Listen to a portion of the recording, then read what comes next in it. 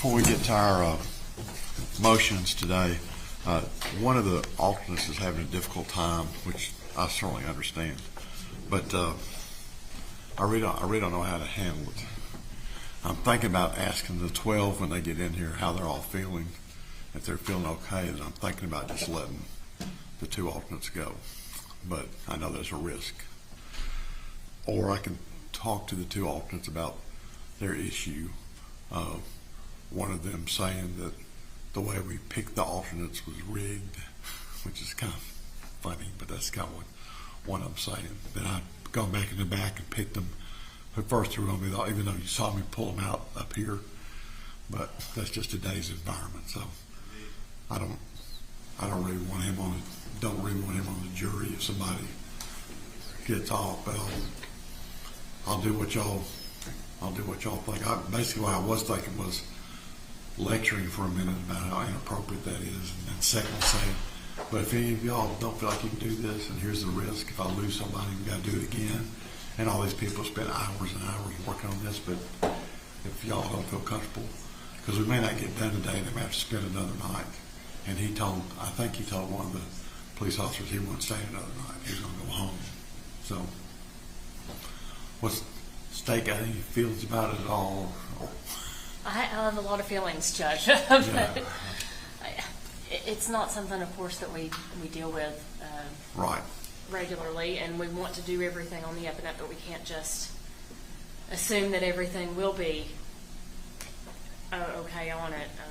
I think. I mean, it's a very difficult job being alternate. It's probably the hardest job of anybody here, and I recognize that. But still, I'm definitely not unsympathetic to the situation they're in. That would be difficult. But I think perhaps maybe the lecture is appropriate because I don't think we can take a risk and just let all the alternates go because we never know what happened. But again, we want people to understand the gravity of this, and despite the discomfort, this is a very important situation for everyone involved. And then the alternates will get to sit in here all day today and hear all the stuff today. They just won't be able to participate in deliberation. But does the defense have any wisdom they'd like to share? I'm just kind of curious now, so I mean, I know who it is. I've already offended him once, so I'm assuming. All right.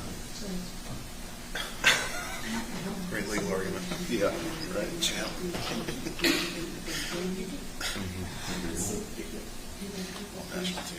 Yeah, why not? Let's say his name. I guess y'all may not know this, but obviously we have opening statements. Y'all put on proof. First of aggravators, mitigators if you got any. You don't have to, but if you do. And then if y'all want to put on rebuttal, you could. And then we do closing arguments. So I guess my question is, do you anticipate that we could get through this today enough to where I could get it to the jury, or you think we just spend the night? The state's aggravators, we believe, are proven in our case in chief, and we will be putting on victim impact testimony. I believe with my conversations with the defense yesterday that they expect about a half day of proof for them. So I think it's plausible that we finish this today. It should be a matter of deliberation. One short witness and then one family member that'll. Okay.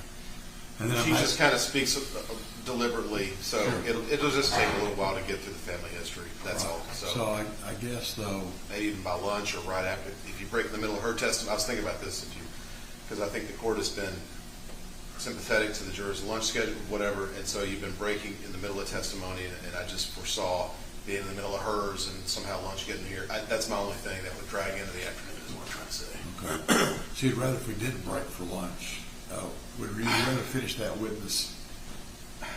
I'm going to do what you asked me to do. I think it's just a matter of timing. You know, depending on how. I'm not trying to slam through her testimony. It's just depending on where we are in that, narrative. You know. And what would be your feeling if I told them I want them, or we were going to bring their dinner in tonight instead of going back to the hotel? Y'all have an objection if I get to that point? Say, okay, if I get to the jury tonight, we're bringing dinner in tonight. I don't have an issue with that. I don't want to speculate on where the jurors' minds are, but I imagine they might want that too. Right. It's been a long week-ish. Okay. But We'll see how it goes. Yes, sir. All right. So let's talk about, I think that the defendant has filed on 48 proposed jury instructions. I think I need to hear you argue each one of those, and as we go through each one, we'll stop and then let the state respond, and then we'll go through it that way. Is that satisfactory? And I think the first one is your proposed charge into the defendant's right not to testify. Yes, Your Honor. Let me come to the podium. Would you be more comfortable sitting there? I would. Okay, sit there then. Okay. And y'all can sit there too. Okay. Okay. Go ahead, sir. Judge, I think I have a similar, I'll just start by saying I think I have a similar bases for all of these in the sense that I have, to be honest, taken these from a source that is a useful handbook in my line of work, and I have quoted what I think is appropriate constitutional and case law for most of these. Most of them are founded on federal and federal and state constitutional principles. Some generally, some with case law citations, but I'm just going to speak generally as we go through these. And I would say that, not to get ahead of myself, but in the event I'm overruled, it would just be an Eighth Amendment objection Sure. across the board and 14th Amendment. So, saying all that, we think it's appropriate that the jury be reminded that Mr. Finnegan does not have to testify at this phase, and he's not making allocution either. And if he chooses to, we have to have another moment. If he chooses not to testify or what, otherwise we still have to have another moment. I agree. Okay. I agree. All right.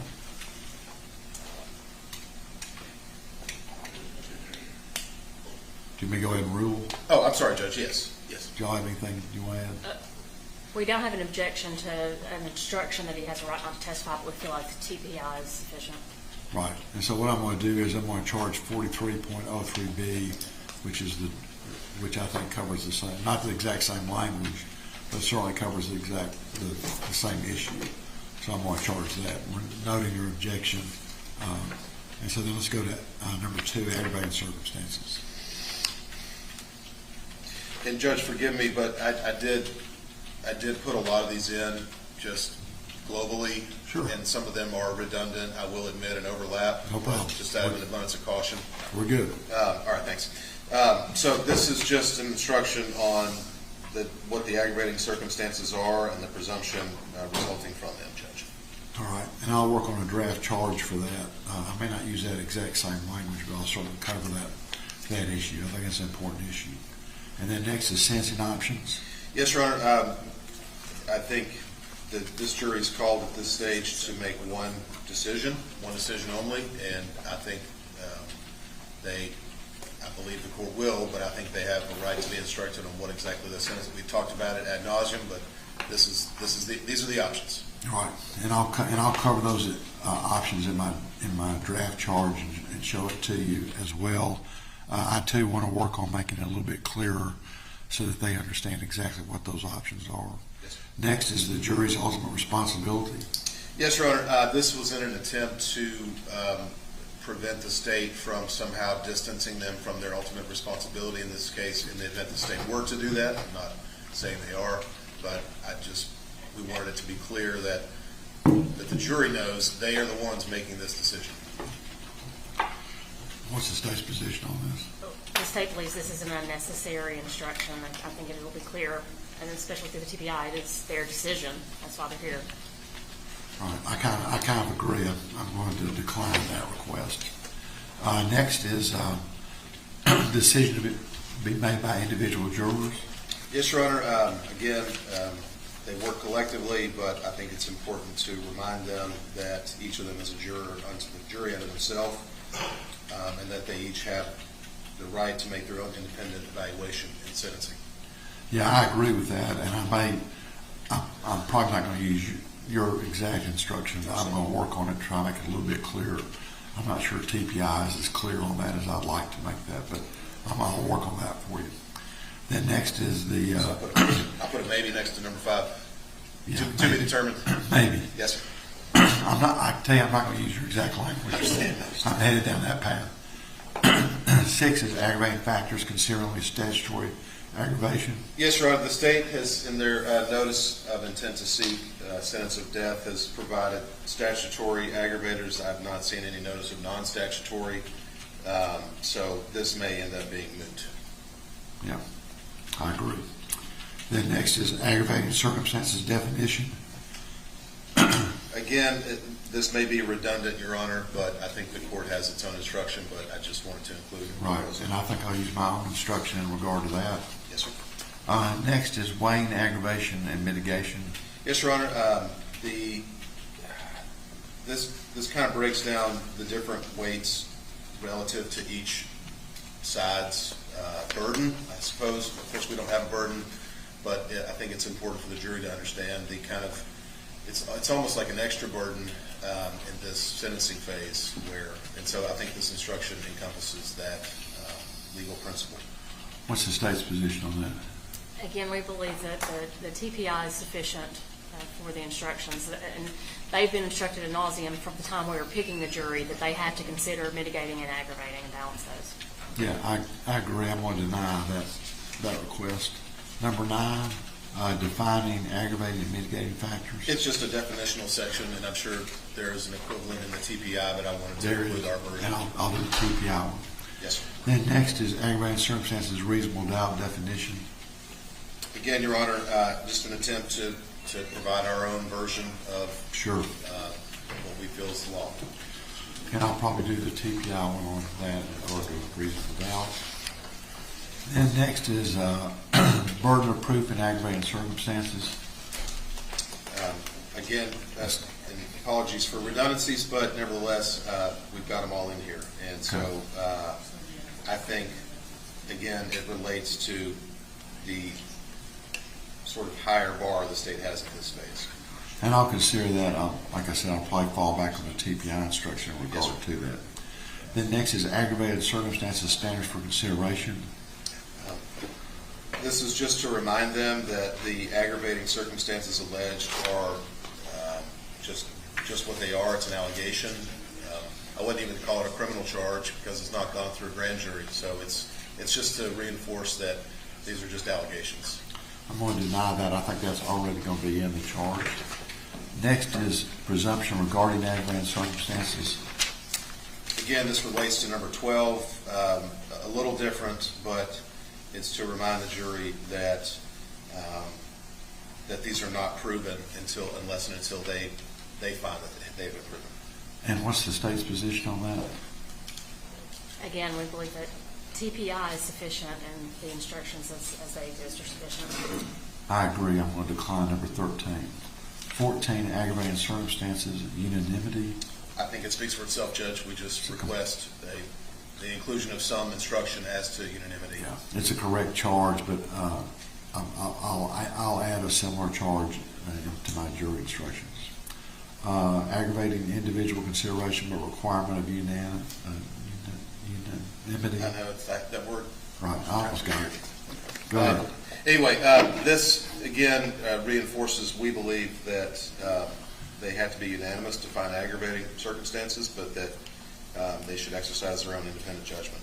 And I think that's already in the TPI charge, but I'll make sure that area is covered. Then next is first degree murder is not an aggravating circumstance. I think that's been rendered moot by the verdict. I agree. Then next, 17, felony murder not automatically an aggravating circumstance. So I think if I had any of the, well, I'll get to what the ones I really think are most important, but I think this one is very important in this matter to explain to them that just because he's been convicted twice of felony murder, that itself is not proof of an aggravating circumstance. And what's the state's position on that? Your Honor, please, it is an articulated aggravating circumstance that we filed notice for. I believe that we were able to argue that. I don't think there's anything that is automatic, so we certainly have to prove that they found him guilty of these, and now we have to tell them that they weigh whether that is an aggravating circumstance. I think this is muddying the waters. Right. Really.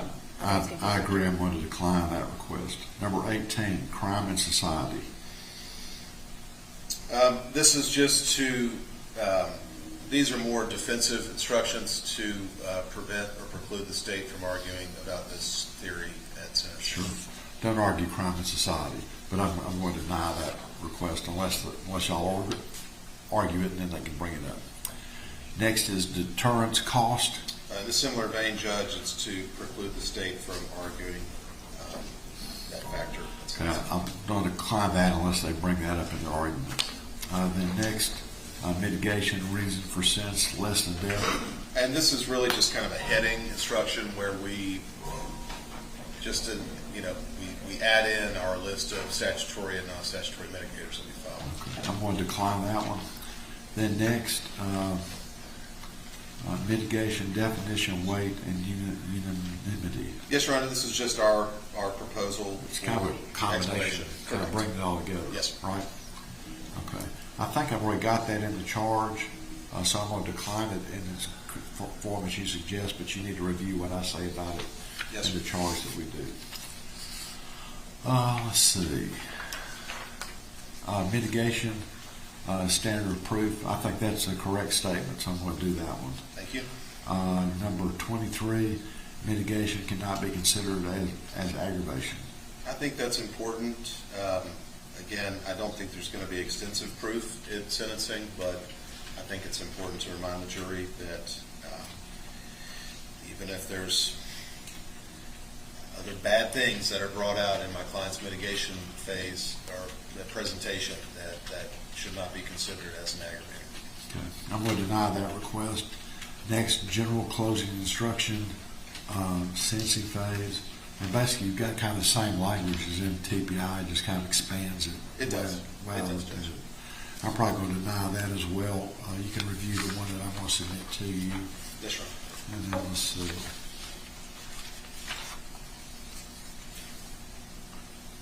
Then 25, doubt endures to the benefit of the defendant. Tell me about that, because I already charged reasonable doubt. Tell me why I need to do this one. I'm satisfied with the reasonable doubt Okay. and explanation, Judge. I will And consider. then, I'm interested in 26 in mercy. I think a jury, I think in mitigation, the jury is permitted to, as long as it's based on the evidence, to consider, to make their own individual decision. And I think that's just to remind them that this phase is different than guilt and innocence, and that they can rely on their own morality and sense of mercy in reaching their decision. What do y'all say about applying mercy? TPI is sufficient, and we believe that they can make, they have a wide breadth on what arguments they can make and mitigation factors. So they can when it's argue inappropriate. for mercy. I think they're probably permitted to do that, but I don't believe it needs to be an instruction. Okay. I'll review the instructions, see if I'm satisfied with how I cover it. And then next, consideration for sentence less than death. I think this is a continuation of 26. It just expands it, and so That's exactly right. That's exactly what I wrote down. I- So I think I covered in 26, 28, 29, 30, 32. And So, again, Judge, as I said in my intro, I think some of these may overlap, yeah. turning to a Venn diagram. And I think that same thing applies on 28 as well. Yes, sir. And 29, And 29 is, you're asking about sympathy. So that's kind of the non-statutory mitigator, kind of the catch-all covers that. yes, right? sir. Yes. Okay. I may not use those exact words, but I'll cover that in my instructions as well. Then the next one, I think we've already done that, mitigation. Sorry, didn't mean to interrupt you, Judge. I think this again is related to the general mitigation definition. Right. Then 31, I think it's already in the charge. I just kind of use different language. Okay. Let's see.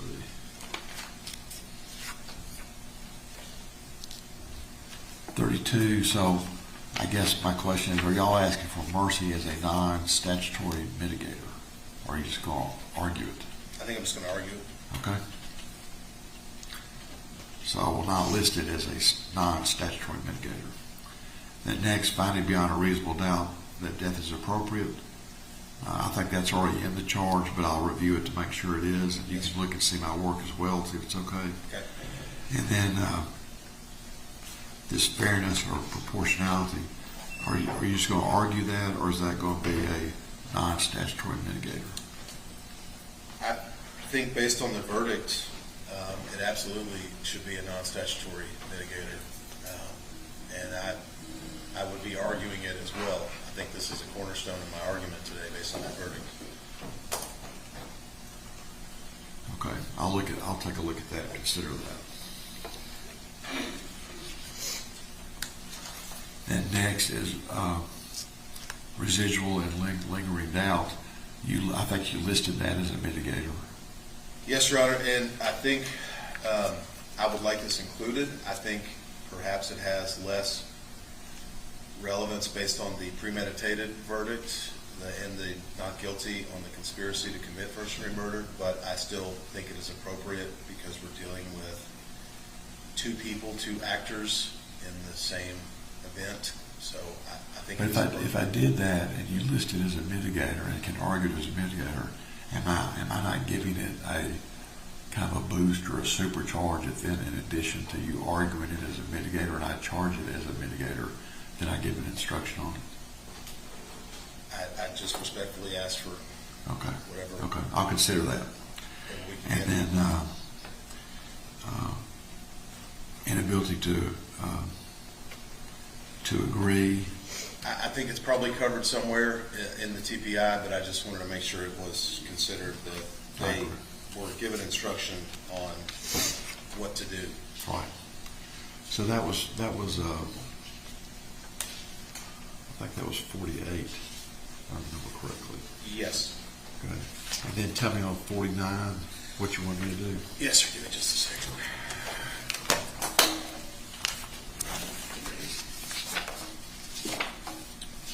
Now, where'd you go?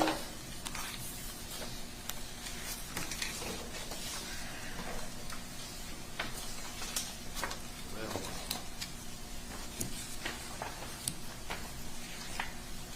I lost it. Judge, our motion limiting 49 deals with the state's notice. Here it is. It deals with the state's notice of intent to seek death. The state has alleged in their notice for 6 statutory aggravating circumstances.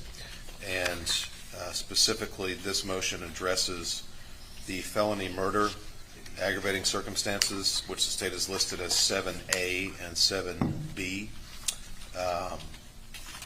And based on my review of the statute and the case law that's related to this, we believe it's inappropriate for them to be able to consider that twice. And we think now they can say it relates to 2 different charges. That's fine. But we think it's only appropriate for the jury to consider one single aggravating circumstance as it relates to a string of felonies committed in perpetration. All right. So you're saying that instead of arguing both felony murder on kidnapping and felony murder on rape, that they should just consider felony murder. Is that right? I think so. Or at least included. And I just don't want. I think it's kind of. I think it inflates inappropriately. Right. Yes, sir. Okay. What's the state's position on that? State's position is, of course, I believe the state of the law is that it can only be considered once, but we would combine that, say this is one aggravating circumstance that applies to kidnapping and rape in the felony murder context. Okay. I'll work on that and see. And then the last thing I think was number 50, and that's just where y'all filed your notice of mitigating circumstances. It is, and unfortunately I filed that first, and I realized I'd skipped 2 numbers, and so it turns out I had 2 other motions to file, so I think everything is correct sequentially. But yes, that's our notice. All right. And then, Judge, yes. just for the record, did the state have any response to that? Okay. Does the state respond to their mitigators? No, Your Honor. And then I've got the victim impact letters. Have y'all seen these? Have y'all reviewed them? We have. Okay. Are there areas? Go ahead. We do have a family member who has added a paragraph we have just received, and of course, we'd like to proffer that in front of the court. Sure. And I'll look at, We'll make it, you want me to make a copy for you, Judge? that'd be great. Additionally, they're telling me that Jennifer's grandmother who raised her, she's elderly, but she does want to make a statement, and that's on its way, so. So is the grandmother going to be here, or somebody going to read? Yes, no, she's gonna be here today. Okay. All right, so I'll have to, As soon as we get that, we'll forward it to the court if the okay. court's But consideration. the one that's got the added paragraph, Can I hand you the original, Judge, up there, so you can read the added paragraph and decide? why don't we just get a copy of it made? Okay. And then I'll look through it. And then before we bring the jury back, we'll go through and read that additional paragraph on the record. Then hopefully by then the grandmother will be here and she can read hers. Yes, what time will she be here? They were on their way, there was an accident. Okay, good. Thank you. I'll do that. And then if y'all reviewed it, if there's lines in here that y'all have objections to, if you could just give me a copy that highlighted what you had objections to, then that way I can look at it. There were a couple of lines I needed to take out from the last lady that read hers that I haven't done yet, but I'm going to take those out. And I think that's appropriate. We don't have any other objections, Judge. Okay. We think the court has moderated that Okay. sufficiently. All right. Notwithstanding whatever. Right, what the other one says. Sure. Okay, anything else from the state you No. take care of? Anything else from the defense? No, Your Honor. So probably if the jury gets back here at 10, I may go ahead and take care of well, no, you said not to do that. You said take care of the 12 jurors first. Make sure they're all done. Right. And then take care of the alternates. Okay. So I'll bring the 12 jurors in first, just check on their general health and well-being. And then I'll let them go back. Then I'm going to bring the 2 alternates here and have a little visit with them and then make some decisions based upon their deal. Is that okay? Yes, Your Honor. Okay. All right. Thank y'all very much. And so we'll start back at operating time. Statement for her, please. Your Honor, please, her granddaughter will be reading on her. Okay. Granddaughter can come up.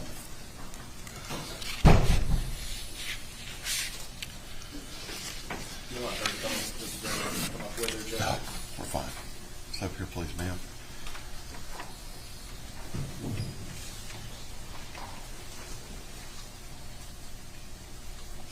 You raise your right hand. Swear to tell the truth, the whole truth, and nothing but the truth, so help you God. Thank you. There's that. If you'll tell me your first name and last name and spell them both, please. Brittany Payne, And I believe, go ahead and spell them, I'm sorry. Brittany, Payne. And if you'll go ahead, and I think this is your grandmother's statement, Yes, and she wrote it out for you. yes. Okay, go ahead. Jennifer was my granddaughter. I loved her dearly. Losing her destroyed my heart. She was my everything. When Jennifer went missing, we searched everywhere for her.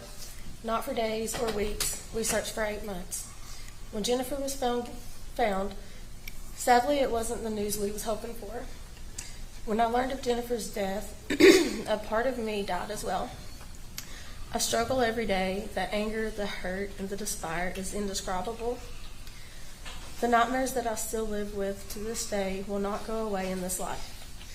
The only thing that helps me get by from day to day is knowing I will be with her again one day in heaven. Thank you. Mildred Cordy. Thank you very much, ma'am. I'll take that back. And later on, when we do victim impact statements, you'll be reading this for me, okay? Okay. All right, thank you.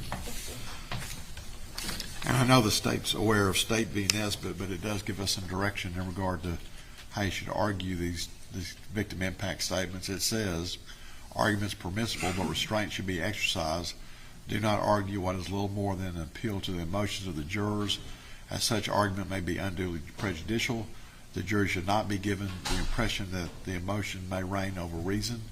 Number 2, argument on relevant though emotional considerations is permissible, but inflammatory rhetoric that diverts the jury's attention from its proper role or invites an irrational, purely emotional response to the evidence is not permissible and should not be tolerated by the trial court. And 3rd, argument should not characterize the victim impact evidence as an aggravating circumstance to weigh against mitigation proof. So what we're going to do to start off with is I'm going to bring the 12 jurors in for just a moment, check on their general well-being.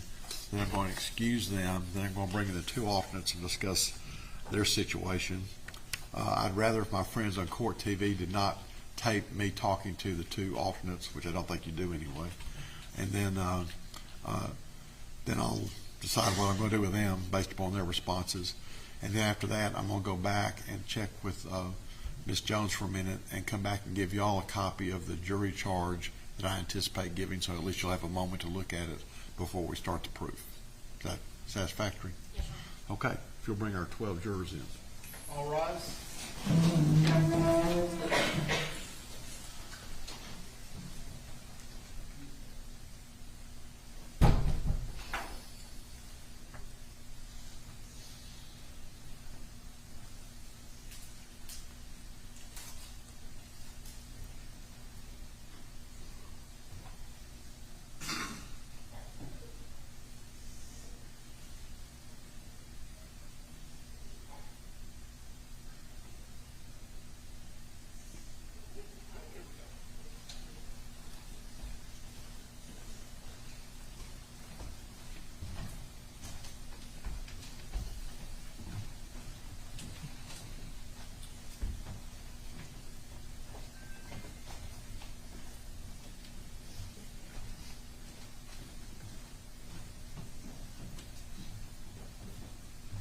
Take you have a seat. Good morning. Hope all of y'all are well. Let me kind of tell you what the plan is for today, and then what my plan is for this morning. First of all, the way this will work is very similar to the trial, except it'll be a lot quicker. We'll have opening statements by the attorneys in regard to aggravators and mitigators, if the defense decides to put on mitigation. Then we'll proceed with the state putting on proof of its aggravators. Then the defense can put on any mitigators that it wants to. The state could put on rebuttal, and then they do closing arguments, and then I give you the charge. And it's a lot shorter charge, so I won't be reading for an hour and a half, so that's a good thing for me. And then I'll let y'all deliberate. So the possibilities are good, not great, but good, that we'll get the case to the jury to y'all today, maybe by 3 or 4 o'clock. And then I'm going to kind of leave it up to y'all. I've made arrangements for dinner to be brought in tonight, so if y'all want to keep working, do dinner and eat dinner in there and kind of get through, then we can do that. If you say, I don't want to do that, you want to come back tomorrow, you can do that. Y'all are in charge of this. But there's a possibility, if not, if we don't get through all that today like I hope, then what we'll do is we'll come back tomorrow morning and you begin deliberating. And then we'll finish tomorrow. So that's quicker than what we anticipated, so that's a positive thing as well. And that's because of these lawyers and the way they present their case, and also by the way y'all work. So that's something positive as well. So this morning, after talking to you, I've got just a couple more questions. After talking to y'all, I'm going to excuse y'all for a few minutes. I need to talk to the two alternates, because if I keep alternates, they're going to be staying in here too. They'll be sitting right down here. They'll have their juror notebook just like y'all do. And then when we take breaks, y'all will take your break. They'll take their break away from you. And then we just kind of roll like through that. So that's kind of the plan for this morning. So hopefully, I'd like to get y'all in here by about 10:15, 10:20, and start on proof. That's kind of what the plan is. I do need to ask you this. You remember in the past I told you not to talk to each other about the case or the circumstances and all that. I need to make sure that nobody last night had any conversation with one of their fellow jurors or anybody else about the facts of this case or your verdict or anything along those lines. If that's true, raise your right hand. Perfect. Thank you. So that's good. Let's see. Number 2, kind of a personal question. I need to know how y'all's health is, because that's going to affect me on what I do with the alternates. Everybody feeling okay? If you're not, that's okay. I just need to know. But if everybody's feeling okay, if we have to spend one more night at the hotel, we think we can make it through that. Everybody feel that way? If you do, just raise your hand. So, okay, good. I feel good too. So we're all in good stead. Okay, so I'll bring y'all back in just a few minutes. Everybody still take the jury out. Everybody rise, please. All right. If you'll bring my 2 officers in after we get them in the jury.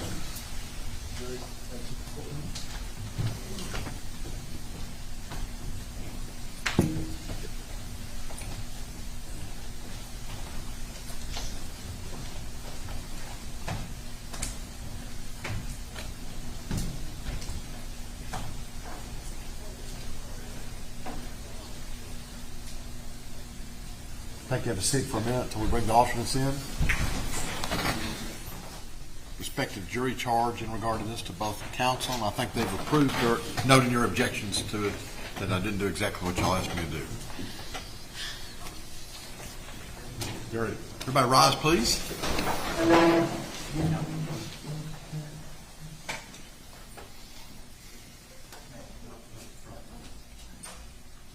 And if we can bring in our other 12 jurors, please.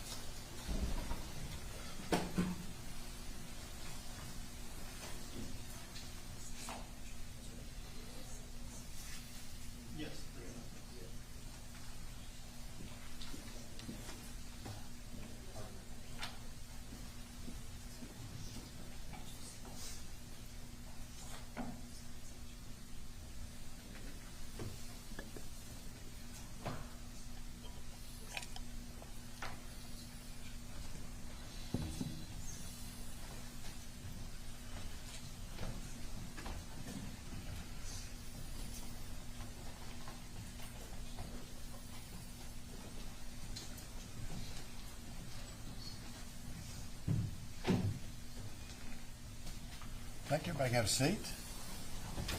Rick, it'll reflect that our 12 jurors are back, and we've got our 2 alternates back, so your friends are back here now. The difference today will be that when we take breaks, you 12 will go take your break, and those 2 will go take their break.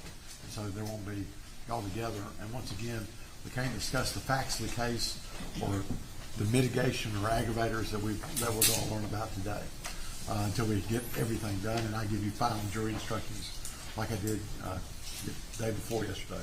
So that's kind of the plan today. All right, so opening statements, please.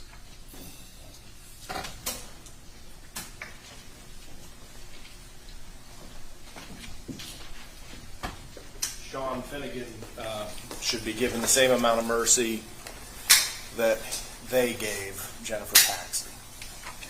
In this case, the first entire portion of the case, we talked about the crime, and now we're talking about the consequences.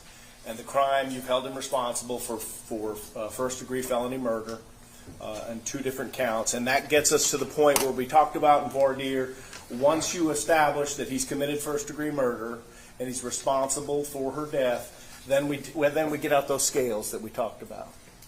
And the scales that weigh the mitigators versus the aggravators are important for a couple of different reasons. The first of which is to distinguish this crime from other crimes. And that's what the aggravators are for. That's why they've been enacted. They're to ensure you as a jury that you're seeing that these crimes, based on the statutory aggravators of this crime, is distinguished from others. And let me run by you a different set of facts, like, for example, a drive-by shooting. And this isn't to mitigate or to denigrate drive-by shootings. They're terrible for communities and for people and the people involved. But if somebody gets into a squabble about something, be gambling, drugs, whatever, and then returns to the other person's house that they're squabbling with, sees him in the driveway and shoots him in the driveway, that's a first-degree murder, right? I mean, there is those things happen in our community.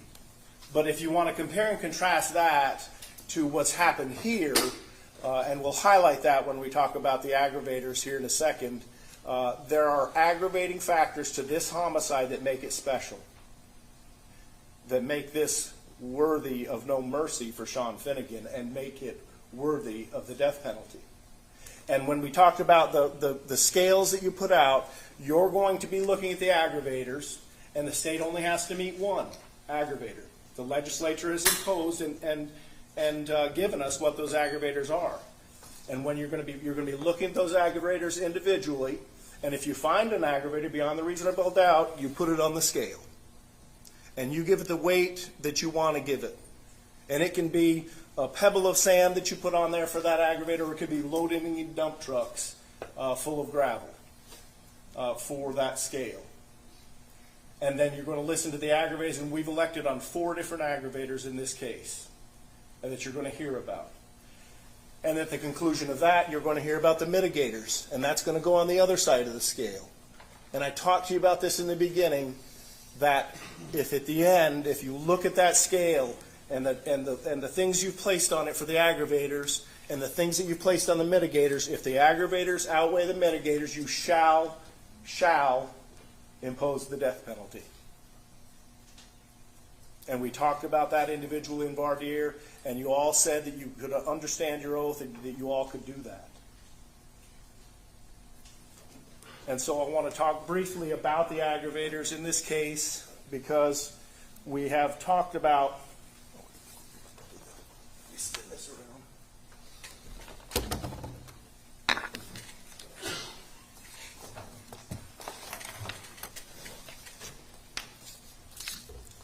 In the case in chief, which is the first part of this trial, we call it the case in chief, like I said, we talked about the crime itself and responsibility for what his responsibility and roles were in the crime in what happened to Jennifer. And in that, what gets lost in that is that the state is prosecuting the defendant, but the defense is also prosecuting Rebecca Dishman, which causes us, like I told you in voir dire, to plug your nose a little bit, because you have to defend a criminal, and we had to do that in this case. But what got lost in all that was Jennifer Paxton, because we're busy defending Rebecca Dishman and forgetting about and talking about and focusing on what happened to Jennifer. And so that's what this part is about. The consequences based on the type of homicide that occurred. This wasn't a drive-by where somebody was shot in their driveway, which are heinous in and of themselves. But this case has aggravators that deserve your special attention. And the first aggravator that the state is electing upon is the torture aggravator. And at the conclusion of the case, obviously, at closing argument, we'll talk about more specifically, but you could probably see or probably think and enumerate in your mind why this murder deserves special attention due to that aggravating factor that she was tortured. You probably think of all the things that were done that were proven and talked about, being kept for 4 days, etc.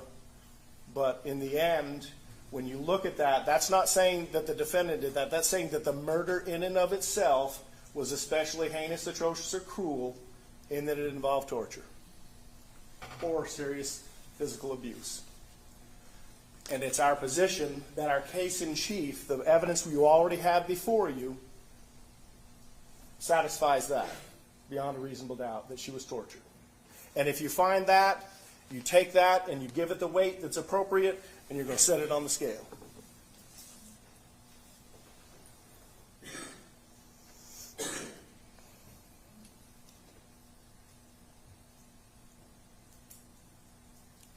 The second factor that the state is electing upon is avoiding arrest. And you think about the circumstances in your mind. Was the murder committed to prevent the lawful arrest or prosecution? And you think about the circumstances of how this homicide occurred and why the actual death occurred. And the state is putting that in through its case in chief, that in fact the reason and part of the reason, even just if it's a little portion of the reason that they killed her, was to avoid scrutiny of the police and potential prosecution. That is a factor that you can consider as an aggravator in this case. And you're going to assign it a weight, and you're going to put it on the scale. The third factor the state is relying upon is the defendant had a substantial role in the underlying felonies. And your verdict already says he's responsible, but now the nuance is, did he have a substantial role in those underlying felonies? Think about the aggravated kidnapping. Did he have a substantial role based on the information you have in your case in chief in the kidnapping? And you think about and enumerate in your mind, and we'll talk more about that in closing, about why we think that's proven to you beyond a reasonable doubt. And you take that and you assign it the weight and you put it on the scale. And finally, the fourth enhancer that we're going to, or aggravator that we assert that the defendant, we've proven in our case in chief, is that they mutilated her body. And you're going to take that, and whether, if you believe that beyond a reasonable doubt, that he cut her nipple off, her nose off, portions of her arm, getting her from the fridge, putting her in the freezer in the first place. Then you'll take that as an aggravator, you'll assign it a weight, and you'll put it on the scale. And all of those aggravators will weigh up to something, and then you're going to find the mitigators, and they're going to present the mitigators, and you're going to put that on the scale. And then you're going to look at it. And it's the state's position at the conclusion of all that you're going to find that those aggravators far outweigh the mitigators, and you shall impose death. Part of the process is that we have just like we did in the first trial, we call witnesses to establish those factors. We're not going to call any witnesses. You've already heard from them all. So our case in chief will have, essentially in this part of the trial, we'll have what's called victim impact statements. And you're going to hear from Jennifer's family, and they're going to tell you how much they miss her. You can't use that as an aggravating factor, but a consideration.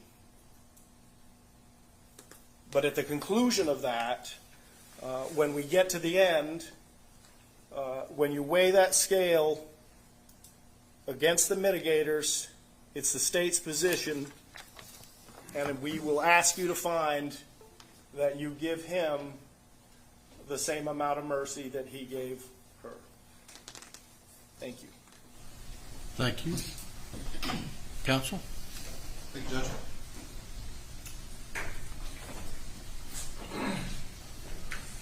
Morning. I know you all haven't heard much from me in this trial, but we spoke, I think, back in June when we all got to meet one-on-one. Nobody remembers back that far. I've been driving in every day on this case down Clinton Highway. I'm based out of Knoxville. And right when you come over the county line and you're coming down and Lambert's is on your right, there's a big billboard on your left. It's got a picture of Dolly Parton on it. And it says, "Find the good in everybody."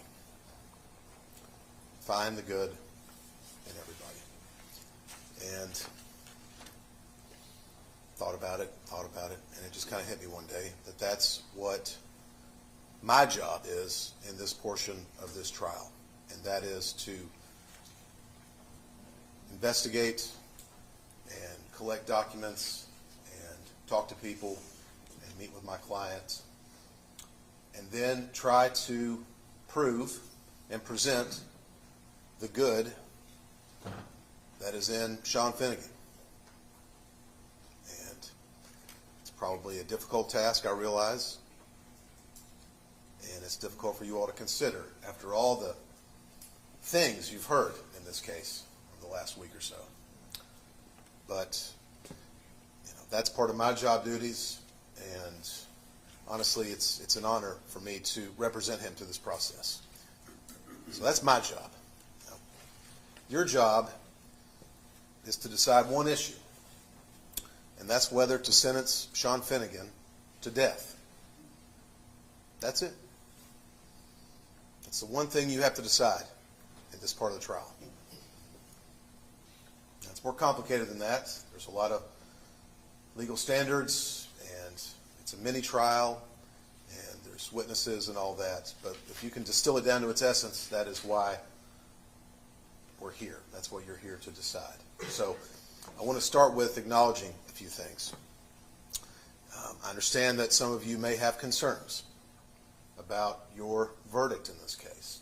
And I can assure you, based on the verdict that you all returned yesterday, that Sean Finnegan is never going to breathe free air again. Period. He's never going to get out of jail. We've talked about the sentencing options. We'll talk about them again that you'll have at your disposal today through this process. And we talked about them in jury selection, and of course one of them is life imprisonment. And the courts have told you before. I know we talked about that in jury selection, and then we didn't talk about it in the guilt phase, and now we're talking about it again. But the minimum is 51 years. Okay? He's 56 years old. He turns 57 next month. So do the math. He's never getting out again. The other thing I want to say is that we accept your verdict. I'd be lying if I said that we didn't disagree with some things, but that's just me doing my job for my client. But you all have worked very hard in this case. You deliberated. It's a secret proceeding. I don't know what went on back there, but I just wanted to say that that we appreciate the conscientious decisions and the hard work that y'all have put into this, and we accept the verdict that you all have rendered. Now, this is the sentencing phase. It's a different task that you have. It's a different trial. Trial within a trial, mini trial, you hear less expressions. But normally, the judge sets a sentence in a case, but this is a very special circumstance.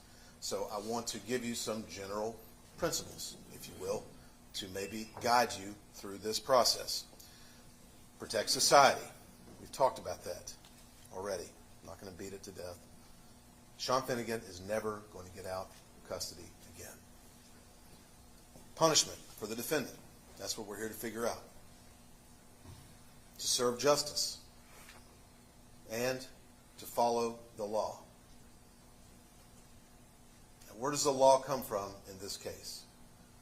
I think we all know laws are passed by our General Assembly, the legislative branch, our state government, and our elected officials have decided that in this very unique circumstance, in a criminal case like this, that you, the jury, should have 3 options. We've talked about those. Life imprisonment, life without the possibility of parole, or a sentence of death. 3 options. I'm here to tell you that the law is satisfied with a life sentence. The law is satisfied with a life sentence. And in fact, a life sentence in this case follows the law, it promotes public safety, and it provides punishment to Sean Finnegan. He's never going to get out of jail again. The sentence of whether to impose death is a choice among alternatives.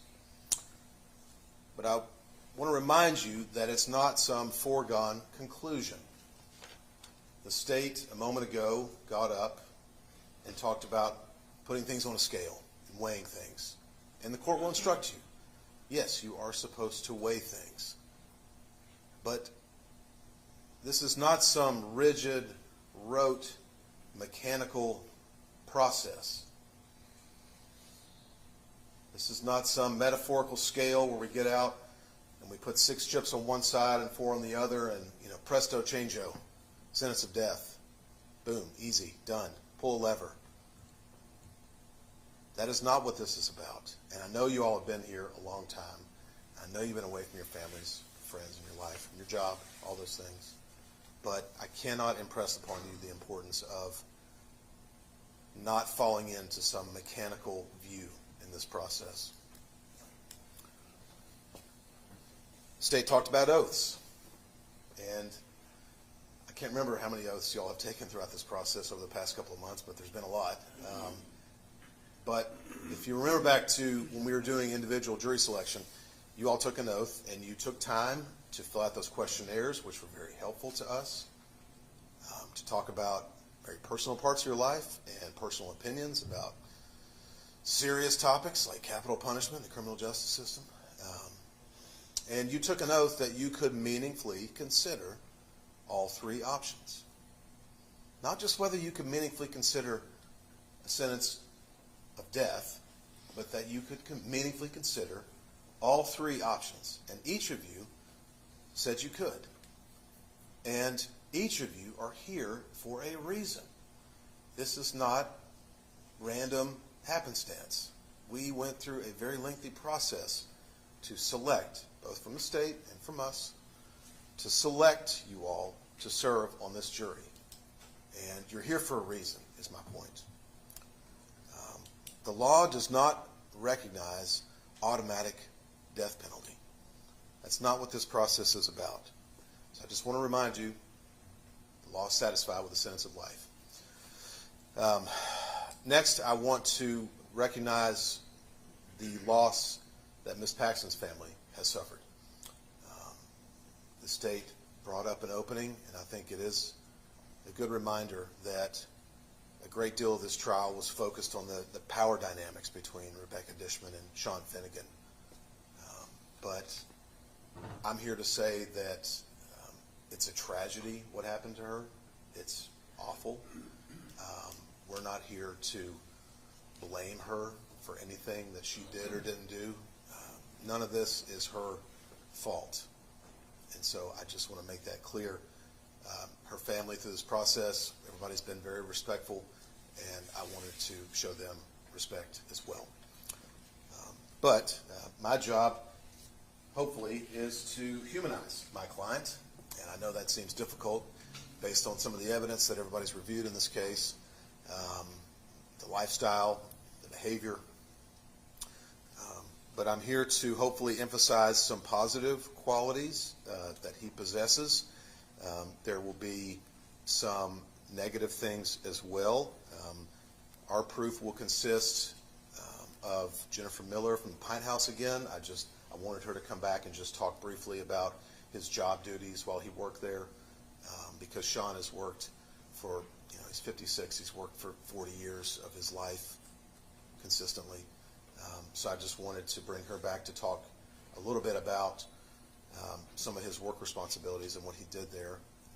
But the bulk of our proof, our evidence, is going to be in the form of testimony from a family member of his, Miss Roxanne Mundy, who is, there were 6 children in the Finnegan, that generation of children, Sean's brothers and sisters, so he's one of 6. Many of them have passed away. But Miss Mundy is his oldest brother's ex-wife. Sean was raised in Deerfield Beach, Florida, outside, just north of Fort Lauderdale, on the Atlantic side, in between Pompano Beach and Boca Raton. That's where he's from. He moved around some early as a kid, but that's where they settled. And so Roxanne is going to be able to give us not only her knowledge of the family dynamic of the Finnegan family, which is pretty dark, but she also has eyewitness. She lived in the house for about a year when she was pregnant with her first child. So she's going to give you some insights into what things were like there in the Finnegan home. But if I could sum it up, I would say that Sean Finnegan's formative years, his childhood, adolescence, teenage years, there was a lot of damage. There was injury, there was abuse, and none of which he had any control over. And we're offering this not as an excuse. Okay, I want to make that clear as well. I'm not saying that he's justified in doing what he did in this case, or that somehow it's excusable. I think that's an easy cliche, and I think it's kind of cheap. And so I just want to reinforce that we are here simply to explain who he is, because it's important. If you are going to vote whether to sentence someone to death, I think it's important to know a little bit about who they are. I think you want to know something about him, because he sat over here quietly this whole time. He didn't testify in the guilt or innocence phase, which is his right, and there are reasons for that. I don't know if he's going to testify in the sentencing hearing or not, but regardless, I think it's important that we present some information on who he is. And it's also important to show and perhaps differentiate between what many of your all's childhoods were like. We didn't get into that granular level of detail in your jury questionnaires, so I don't know what everyone's walk in life has been, but I think that most of us were raised in a home with love and protection and dignity and guidance and respect, and he didn't really have that in the Finnegan house. So I think we all can agree that children start out basically the same, like a blank slate, and through twists of fate and other decisions and actions that are out of our control, our lives can end up remarkably different. And especially as it relates to a history of sexual abuse and the trauma that he suffered, I think it's important to show that he didn't have any help. He didn't have anybody there for him to support him.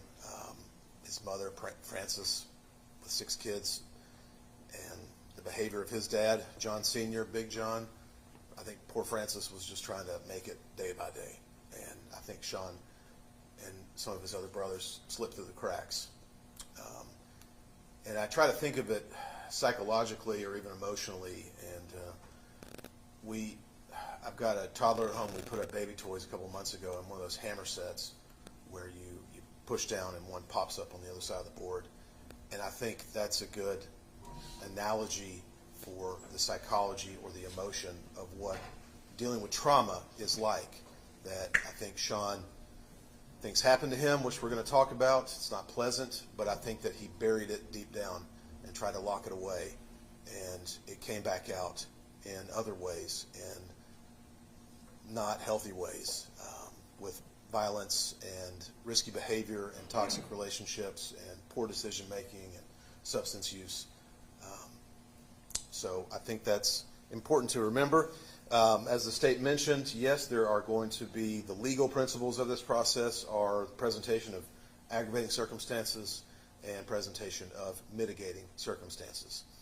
And so our mitigation is going to be basically a variety of instances from his childhood, the things that he experienced, what his family unit was like, sort of the foundation of his life, and why perhaps why we're all sitting here talking to each other. Maybe some explanation for that. But ultimately, I want you to remember that aggravating circumstances are a reason to impose death. Mitigation is a reason to vote for life. And at the end of this small trial, I'll get back up and I'll be advocating for a sentence of life. Thank you. Thanks, sir. State ready calls first witness. Your Honor, victim impact statements will be read at this time. And Okay. I don't know if the court wants to address those in a particular order, or if you want. Let's see. The first one I've got is Should have 4 total. Beverly Jeffers. Ms. Jeffers, if you'll step up here, please, ma'am.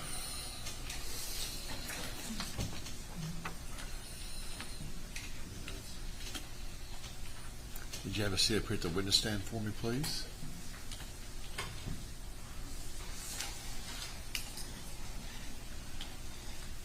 You'll raise your right hand. Swear to tell the truth, the whole truth, and nothing but the truth, so help you God. I do. Thank you.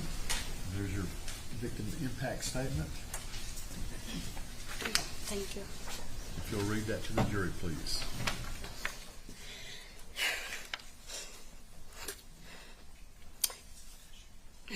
I'm sorry. Your Honor, I want to thank you for allowing me to speak on behalf of our family. Our lives have forever been changed. It is always hurtful to lose someone you love, but it's a different kind of hurt and pain to lose someone you love the way our family lost Jennifer. We didn't just lose Jennifer, she was taken from us. When Jennifer went missing, we looked all over town for her. Gail, Mill, and David and Brittany looked on the south side of Knoxville. The rest of us looked on the north side. We looked for her not just for a day or two. We looked for her for months, day after day. Her grandmother, who she called Mom, would call me almost every day to ask if I had seen Jennifer. It was so hard on us. We knew Jennifer wouldn't go for days and not contact Mill or one of us. Then on August the 6th, 2020,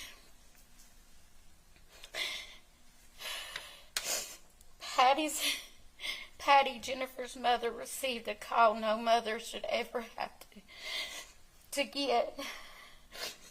They found Jennifer. Patty was so devastated. When she called me, I couldn't understand what she was saying. Then when I finally did understand, I, like the rest of our family, went into complete shock. The most awful thing that could happen to a person and their family did happen.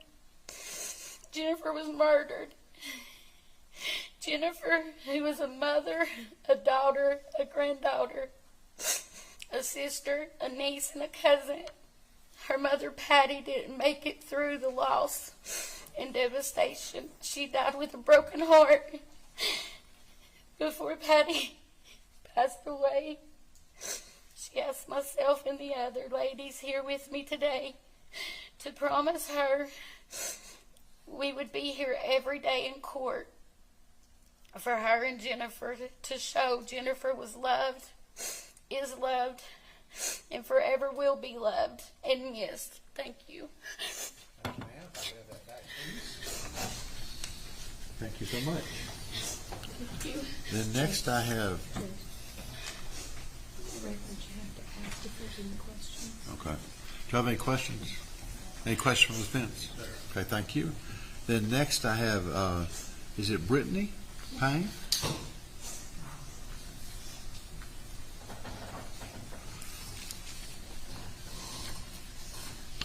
And I think Miss Payne is going to read hers, but she's also going to read her grandmother's. Is that correct? And your grandmother's name is Mildred Corbin. Yes. Correct? Mill. Okay. If you'll raise your right hand, please, ma'am. You swear to tell the truth, the whole truth, and nothing but the truth, so help you God. Thank you. And then obviously anything that I do will learn to do, something to read. Okay? Just say your first name and last name and spell them both for us, please. Brittany Payne. Brittany Payne. Thank you, ma'am. Go ahead. Jennifer. Is this yours or your grandmother's? Mine. Okay. Jennifer was my first cousin, but we grew up as sisters. I love Jennifer with all my heart, and losing her has really hurt me. I can't think straight. I have nightmares. I can't sleep right. And this past week, I can't even eat right. I can't even listen to songs without thinking of her. It hurts me to know that I'll never see her again. I'll never hear her voice again, or see her smile, or hear her laugh. It absolutely kills me that I didn't get to tell her goodbye. Knowing I'll never get those phone calls or messages ever again destroyed my heart. My whole world changed, turned upside down. I'll never look at this world the same again. Thank you. And I think this is your grandmother's, correct? Correct. And I think she's here today. She is. Okay, great. Go ahead. Jennifer was my granddaughter. I loved her dearly. Losing her destroyed my heart. She was my everything. When Jennifer went missing, we searched everywhere for her. Not for days or weeks. We searched for 8 months.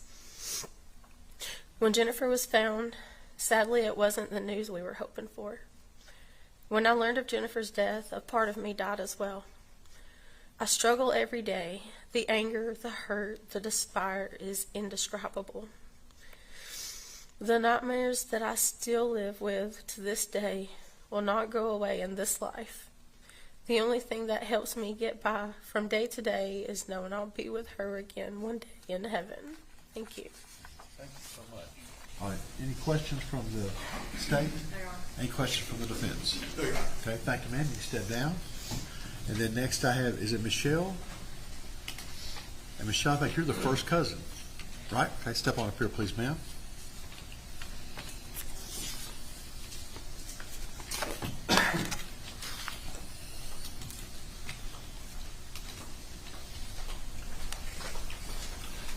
And I added that last page like I asked you to. Okay.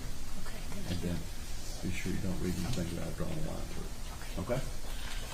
If you'll raise your right hand, swear to tell the truth, the whole truth, and nothing but the truth, so help you God. I do. Thank you for having a seat, please. If you'll tell me your first name and last name and spell them both.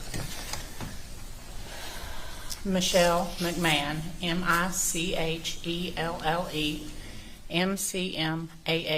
McMahon. Thank you so much. Now you can read your statement.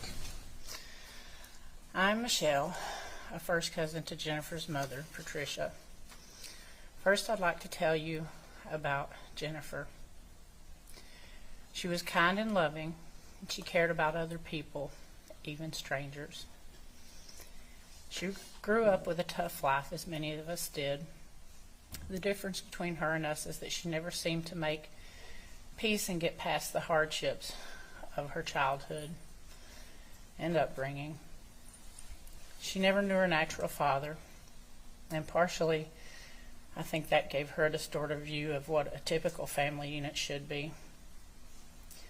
I believe this led to her making a series of poor decisions in her own life, including the men she chose to try to build a family with. She longed to have a typical, normal American family, but she trusted too easily and too much. Jennifer's mother tried the best she knew how in raising Jennifer, but in her own words, she made a ton of mistakes, especially with Jennifer. Patty was desperate for Jennifer not to make the same mistakes that she did herself, like becoming a mother at just 15 years old. Because of this, she was way too hard on Jennifer, not allowing her to have normal friends. She wasn't allowed to play in the neighborhood like her brothers or hang out with others after school unless it was with family. This is why Jennifer so lovingly clung to her grandmother. She felt loved with her. She was allowed to be more of a child with a normal life when she was with her. So naturally, Jennifer had more of a mother-daughter relationship with her than she did her own mom. Jennifer was also the middle child and the only girl to her mother, Patricia. When Jennifer went missing, it didn't go unnoticed by our family. Even though she had become part of the homeless community, many of us searched for her for months as we looked at every person we passed as we went about our daily lives, hoping to spot her somewhere, as we always had in the past. Patty, like many other parents of addicts, was terrified of getting that call or knock on her door to tell her that Jennifer had overdosed and was gone.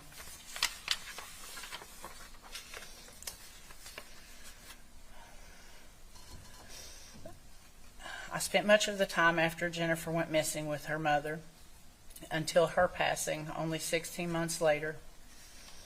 She suffered finding out about Jennifer's demise after 9 months of searching.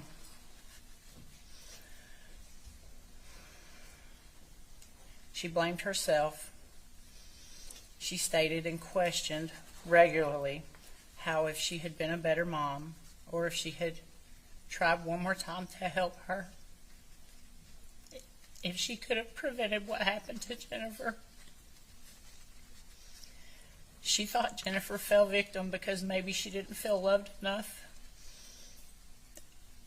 or because she had been so hard on her in her life.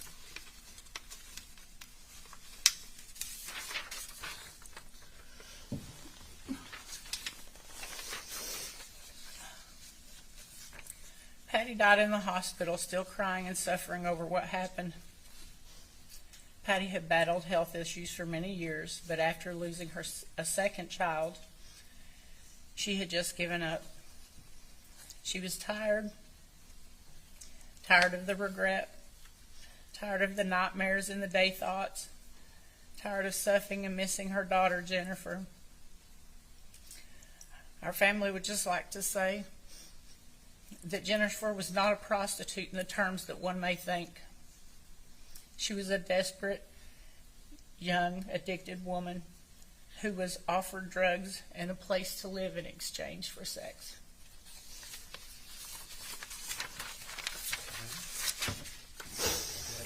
Please. Any questions from the state? Any questions from the defense? Thank you, ma'am. You can step down and freestanding the court. We're free to go.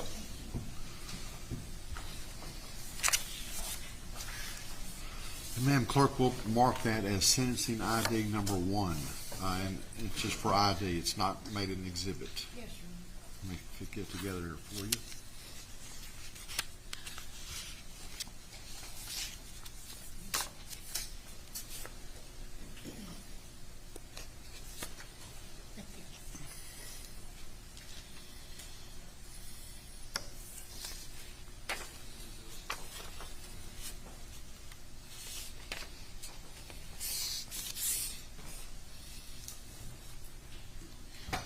And any additional proof by the state? Mayor, on state rest. Thank you. And for the defense, who'll be your first witness? Please, we call Jennifer Miller. Ms. Miller. So we need to get Ms. Miller. She's outside the hallway, Judge. I'm glad to pick her up too. I think the deputy will get her for me. I'll get it. My co-counsel. Okay.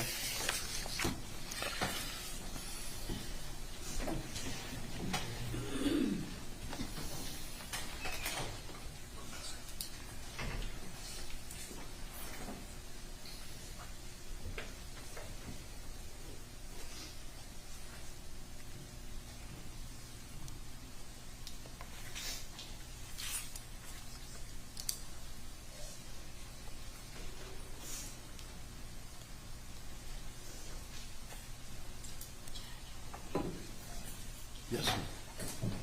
You go to the restroom? Okay. We'll take about a 5-minute break. Let's Yes, all step down and go to the restroom. Our 2 officers, y'all need to go?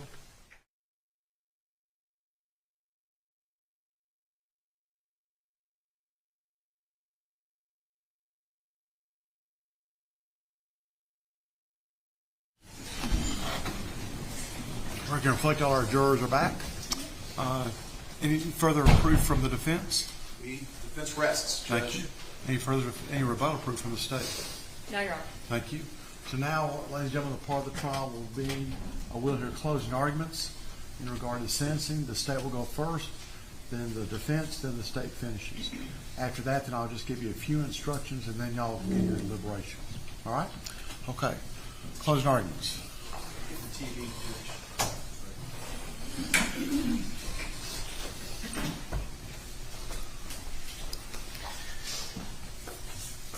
In opening, I talked about mercy and not giving this defendant the mercy that he didn't show to Jennifer Paxton. And when you examine factually what happened in this case, was there any mercy that he showed upon Jennifer? In the 4 days, did they show any mercy upon her? And the only thing factually you could probably muster is the fact that they applied her with morphine, arguably Miss Finnegan's morphine, that they gave her something to dull her pain.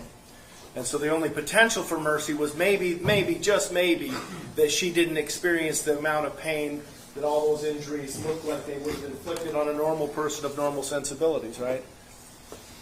But there's also, when you really think that process through and what he's like and what she's like, what they did to her, maybe that morphine was to dull her sensibility so she couldn't cry out, so she couldn't escape, so she would be more compliant. And so you look at that potential mercy, and there's a double-edged sword there. Was there really any ever mercy that he showed upon Jennifer Paxton? And the answer will probably be no. And when you examine that and think about the circumstances under which this crime occurred, and we talked about the 4 things that the state has elected and how you're going to now put those on a scale, with the aggravators on one side and the mitigators on the other, and if the aggravators outweigh those mitigators beyond a reasonable doubt, your sentence shall be death. There's no way around it. And to talk about those aggravators that the state has put forward, the first one that we talked a little bit about opening, and I want to point your attention to this.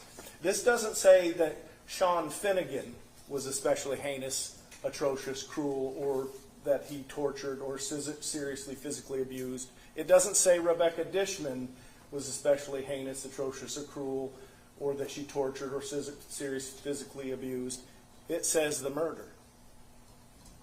The murder itself. Their conduct, what they did. If what they did was especially heinous, atrocious, or cruel in that it involved torture.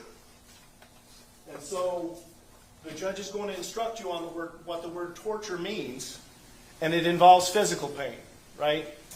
You saw that, you heard that from Dr. Malusinik, you understand all the wounds, you have ad nauseum, I'm sure, gone through the photographs and everything that you need to go through to reach that conclusion. You know that. She was in physical pain. That may have been mitigated by some of the morphine that they were pumping her with, but nonetheless, physical pain.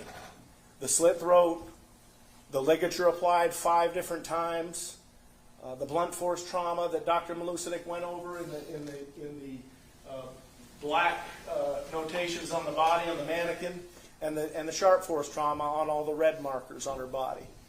She endured every single one of those cuts and strikes over a period you now know of 4 days. So you think about the physical pain that she went through, but torture also involves mental pain, right? You think about what she endured, what Jennifer Paxton endured over those 4 days, how she was chained by the neck with a padlock around her neck in a bedroom in a dank apartment with no medical attention and wondering every second what's going to become of me. With people hovering over, having sex and climaxing, him forcing her, raping her. What they did to her over those 4 days was mentally torture and physically torture. And so this aggravator that we're talking about, the court is going to show you take, and whether or not the state proved beyond a reasonable doubt that aggravator, that woman over 4 days was put through pure hell, which equals torture. And if you find that, you take that aggravator and you assign a weight to it. And I would tell you, ladies and gentlemen of the jury, that aggravator alone is a triaxle dump truck full of gravel, 20 tons. Back it into this courtroom and dump it on the scales. You won't even find them. And I'd ask you to find that, because that's what Jennifer endured. 4 days in that apartment, defecating and urinating in a bucket. That's torture. And we set that apart by these aggravators. We talked a little bit about different types of crimes. We talked about a bank robbery, right? And I talked a little bit about a drive-by shooting. And I said to you that drive-by shootings happen. An altercation occurs somewhere else. People argue. They over gambling or drugs or whatever it is, and then somebody comes back and retaliates at a later date or later time, shoots somebody in their front yard, and a drive-by shooting occurs. That's a first-degree murder, right? And so the reason that we have aggravators and the reason you're contemplating the death penalty in this case is because not all murders are the same. And again, I told you in the beginning, drive-by shootings are a scourge to our community. They cause wreckage and havoc among people and lost lives and whatnot, but it's different here. This homicide is different than a drive-by homicide because you don't have aggravators in that kind of case. You think about somebody who's shot in their driveway. Yes, it's horrible, it's terrible, but there wasn't no torture. There wasn't going to be any mutilation of anybody's body in a drive-by. There isn't going to be a substantial role that a person played in a felony to get them to the homicide like we're going to talk about in a second. And there wasn't a homicide occurred to avoid an arrest. Those are the 4 factors that we're talking about in this case. We're talking torture, substantial role, avoiding arrest, and mutilation. None of those occur in a drive-by type situation or even in a bank robbery situation that we talked about when the state has to deal with co-defendants, when multiple people commit felonious acts. So that's what distinguishes this crime from others, and that's why we have to prove the aggravators in this crime and why he deserves death. Because of these aggravators. And this one is the dump truck, full of weight. And I'd asked you to sign it. that he tortured her, that they tortured her. The next factor the state is relying on is the murder, not him, but the murder itself was committed for the purpose of avoiding or interfering with a lawful arrest or prosecution of the defendant or another. And you think about over the 4 days how things developed as they were involved in the torture that they did upon her, all the physical and mental pain. You think about how that progressed. It went from the point where, she is really seriously injured. At this point, they can't let her go. At this point, they're going to have to keep plying her with pain medication, which is, that's their pain medication. At some point, you have to believe that in their minds, they realized they could not let her go. And they could not let her go because of the consequences of what they had already done.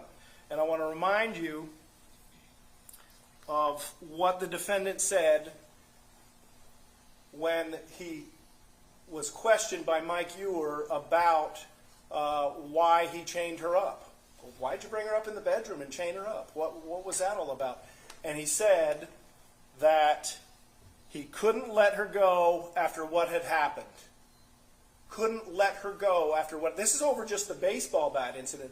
When he claims that she was struck by Rebecca Dishman with a baseball bat, he couldn't let her go then after what had happened. And so the logical conclusion, the next step is after the next 4 days where they're just abusing and raping and defiling her person and mentally abusing her, certainly they couldn't let her go. Why? Because they would face consequences for that. Arrest, prosecution. Exactly what this aggravator is about. And as far as the application of it, the weight that you put on it, that's up for you. That's the province of the jury. That's what you're here for. That's what you do. And so you'll take that weight and you'll add it onto the pile of gravel that's already here in the courtroom. For factor number 2, because the state only needs to prove one. The judge will instruct you on the law on that, but factor number 2, that you'll pile that onto that load of gravel. And you think about other reasons why, other things, actions that they did, think factually what to avoid the arrest. You remember he got rid of the murder weapon, right? He got rid of her belongings, her clothing, whatever she brought there with her, burned. Backpack, I think, maybe, of her belongings. But all those are mindful of the fact that they were avoiding the consequences of their confinement of her and their torture of her. And so that factor, that second factor, will add them on. The third factor the state has elected for you to consider is that the murder was committed while the defendant had a substantial role in the rape or kidnapping. Okay? Different from what you read in your original instructions in that you've already found him responsible. Because you found him guilty for first-degree felony murder, that he is responsible, that he is part and parcel of the original felonies of kidnapping and rape, and the killing occurred during the commission of that. So you've already found that. This factor is if he had a substantial role in that. And you think about the role he took in the kidnapping and whether or not it was substantial. He did it. He caused he started the whole ball rolling. Right? He found her. He isolated her. He knew her from the Pine House. He's the one who selected her for the purpose of bringing her back to Oak Ridge. And so it's his conduct that we're even here to even bring her to Oak Ridge. He admits putting the chain around her neck. He raped her. And we can't forget, obviously, that he went and rented the freezer. He continued to keep her from her family for 8 months, moving the freezer upstairs and denying his role his responsibility when confronted. All of that goes to whether or not he had a substantial role in the underlying felonies, which are the rape and the kidnapping, and I would argue to you that you could put significant weight on that he was the role. That Rebecca Dishman was sitting at home waiting on the prey, so to speak, to be brought to her. And he did. And he had a substantial role. And so that third factor, you'll take that aggravating factor and you find it upon a reasonable doubt, and you'll put a weight on that, and you'll put it up on the pile with the dump truck and the second aggravator, and you'll throw more weight on the pile. And then we get to the fourth factor that the state is relying upon. And like I said, in a drive-by shooting, these things don't occur. That's why this is a death penalty case. That the defendant knowingly mutilated the body of the victim after death. And folks, that you have seen the evidence of that. You heard Dr. Malusinik talk about the types of cuts that they look like they were intentionally done. You know that he removed that body from, and let me back up a little bit, and is putting a body in a freezer in a master closet, some sort of mutilation, knowing that it's going to change its composition. In that in and of itself, much less the cuts and the removal of parts and the nose and her areola and the parts that had to be removed from the side of the freezer when they were freezer burnt. That's mutilation. And so you'll take that mutilation that you know has been proven, obviously as a jury, take it as an aggravator, and throw it on the pile. And then you'll look at the mitigators. He had a bad childhood. And you're going to put weight on that. And you're going to put it on the scale against the mountain of gravel that dump trucks had to bring in here. And weigh the two. And if the state has proven based on those aggravators that they outweigh the mitigators, then you shall impose death. And that is a profound thing for me to ask you to do. I know that, and I don't take it lightly up here saying that to you. A difficult thing to ask, but it's following the law. And a verdict in this case of death will be showing him mercy. Be showing him mercy.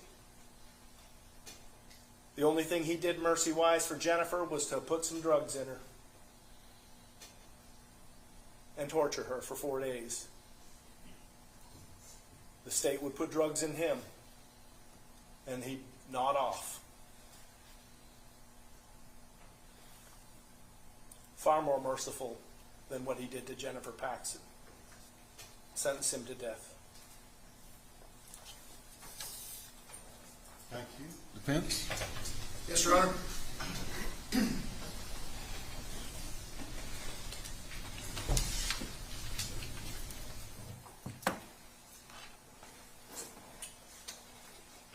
with me a minute. We'll move this podium.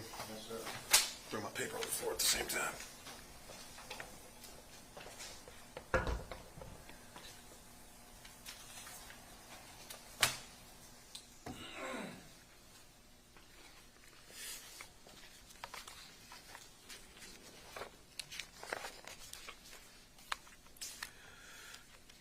Well, the state is once again arguing a lot of they talk. They did this, they did that, which is fair. But I don't know that it corresponds with the verdict that you returned yesterday on many of these charges. We have acknowledged the tragedy in this case, and it is a tragedy. It's horrible what happened to Jennifer Paxton. It sounds like from hearing all the evidence in this case that it was a lot of broken people that were harming themselves and harming each other. And as I said before, we're not here to assign any kind of blame or shame to Ms. Paxton. But it seems like she had her own struggles and demons in life that she was dealing with, but that's no excuse for what happened. I mean, it's awful. And I'm not here to minimize what was done to her in that apartment. But at the same time, in reaching your verdict today, you cannot just lump them in together. You have to separate them and make a particularized finding to elevate and necessitate and justify a sentence of death in this case.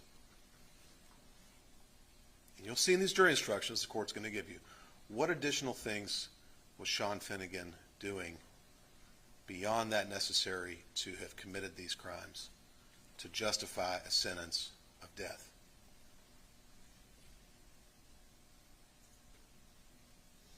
Again, I would just point out, as I did in opening, he's not ever going to get out of jail again. He's going to be in chains and locked up for the rest of his life. So is Miss Dishman.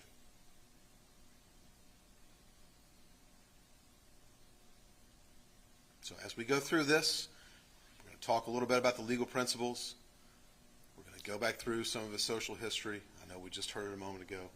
But I want you to keep in mind, and the court will instruct you on the proportionality between the two of them, Dishman and Finnegan, in reaching your verdict. What is fair?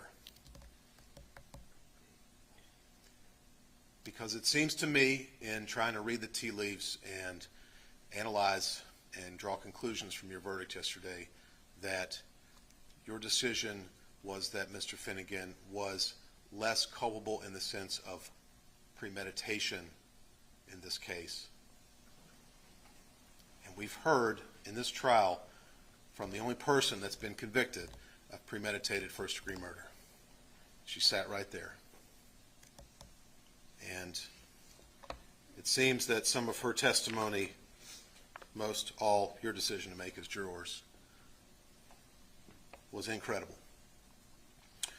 So once again, we acknowledge your verdict in this case.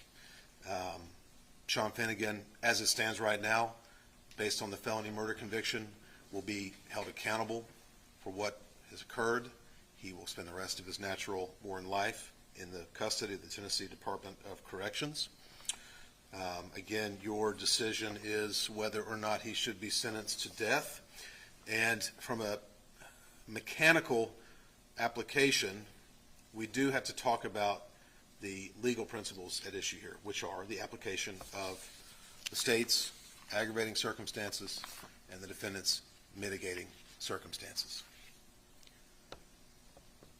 The judge will instruct you that you have to find each of the state's alleged, in their allegations, each of the state's alleged aggravating circumstances beyond a reasonable doubt, and you have to find that it outweighs all of the mitigation presented beyond reasonable doubt. Again, aggravating circumstances are a reason to kill. Mitigating circumstances are a reason to live. So, in considering the state's aggravating circumstances, you all, as a court will instruct you, have to reach a unanimous decision. You all have to agree that they apply. For mitigation, there's no such burden on us. You all do not have to unanimously find that the mitigating circumstances should apply in this case and how much weight to give them. There are 12 of you sitting up there. Okay, you have to deliberate. The court's instructed you. You've already done that. You have to continue to deliberate and work as a group. But you're also, each of you, a jury unto yourself individually. And the state talked about common sense and the guilt and innocence phase, but each of you comes to this jury and serves on this jury and was selected to be on this jury because of who you are, because of your walk in life, your individual moral compass, the things that you've experienced, the trauma, the good things, the victories, the defeats. There's a reason why you're here and why you were selected to be here, and you don't leave that at the door. And as you sift through the evidence in this hearing and the evidence from trial, which you're supposed to consider all of this in reaching your decision, as you sift through it, each of you can decide on your own, for whatever reason, to apply weight to a given mitigating circumstance. And that doesn't have to necessarily be for, as the state paraphrased, bad childhood. Okay? Sure, we're going to talk about this some more. I'm not going to go through it all. But it could be for other fundamental principles that we all live with, such as mercy or sympathy. And as I stated, it can be anything. And my point is, if you reach a decision in this case, you don't have to violate that decision if someone else disagrees with you. The court will encourage you to deliberate and work amongst yourselves, but I'm here to tell you, you're here for a reason. We wanted people that came from all walks of life and that have strong personalities, and we want you to continue to be strong. We want you to continue to be an individual and speak your mind if you want to, but you don't have to. The state has alleged several aggravating circumstances in this case. Again, a lot of the use of the word they. I would encourage you to try to split apart Mr. Finnegan from Ms. Dishman as you go through these. As to the so-called torture or serious physical abuse, I spent a lot of time working late last night trying to understand this in relation to your verdict. And I don't think it's very easy, but you came back with a verdict of attempted aggravated rape as to count 4 and not guilty as to count 5, but guilty as charged as to count 6. So my takeaway from that is that you all struggled with a very violent and horrible situation. I'm not minimizing that, but it's not crystal clear and evident what exactly was happening in that room. And oh, by the way, the state keeps talking about 4 days this and 4 days that. To me, that sounds like it came from Mr. Finnegan's statement. So Ms. Dishman had a different timeline, if we're going to go back and talk about Dishman's several recollections about timelines. But I think the point that I'm trying to make is that you need to try to split apart Mr. Finnegan from Ms. Dishman. And as it relates to torture, you need to think that's not just that torture was inflicted, it is what was inflicted beyond that necessary to produce death. Serious physical abuse, what was inflicted beyond that necessary to produce death. I think the blunt force trauma that Ms. Paxton suffered on her shoulder and arms from the bat, that incident occurred early on in that process. That wasn't going to produce death. I think the medical examiner talked about that. The cause of death was strangulation, and you saw the ligature on her neck. What beyond that did Sean Finnegan do to either torture or cause serious physical abuse? As it relates to kidnapping, again, I'm not here to minimize what Sean's actions were, but the physical act of chaining her, that was to accomplish the kidnapping. That wasn't above and beyond what was necessary, and it certainly didn't produce death in that circumstance. The avoiding or interfering with under Section 6 of the aggravators, that's where you have to ask yourselves, what was the motivation?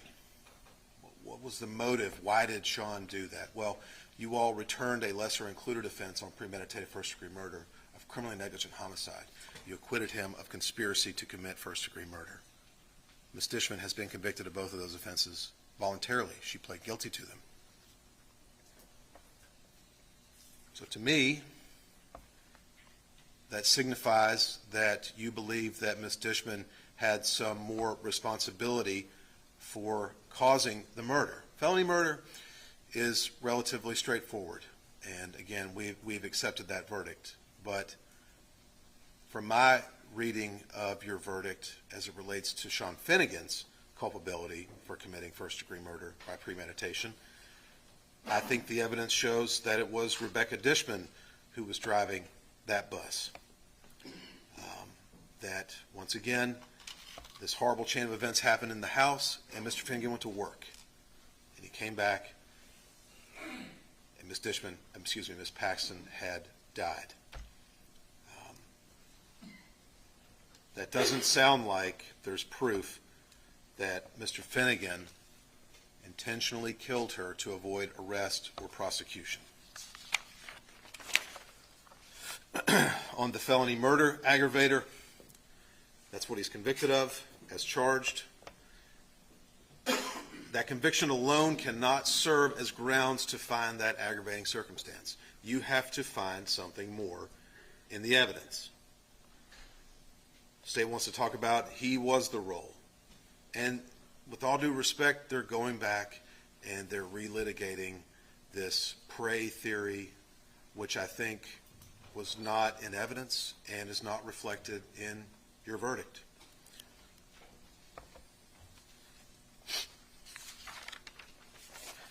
As to the mutilation aggravator, I would just say that Sean Finnegan has been convicted of both tampering with evidence and abuse of a corpse. You all convicted him of that. He's going to be held responsible for that and punished for that. The only thing I would say is even the medical examiner could not tell us when the body was mutilated in that 7-month period and by whom.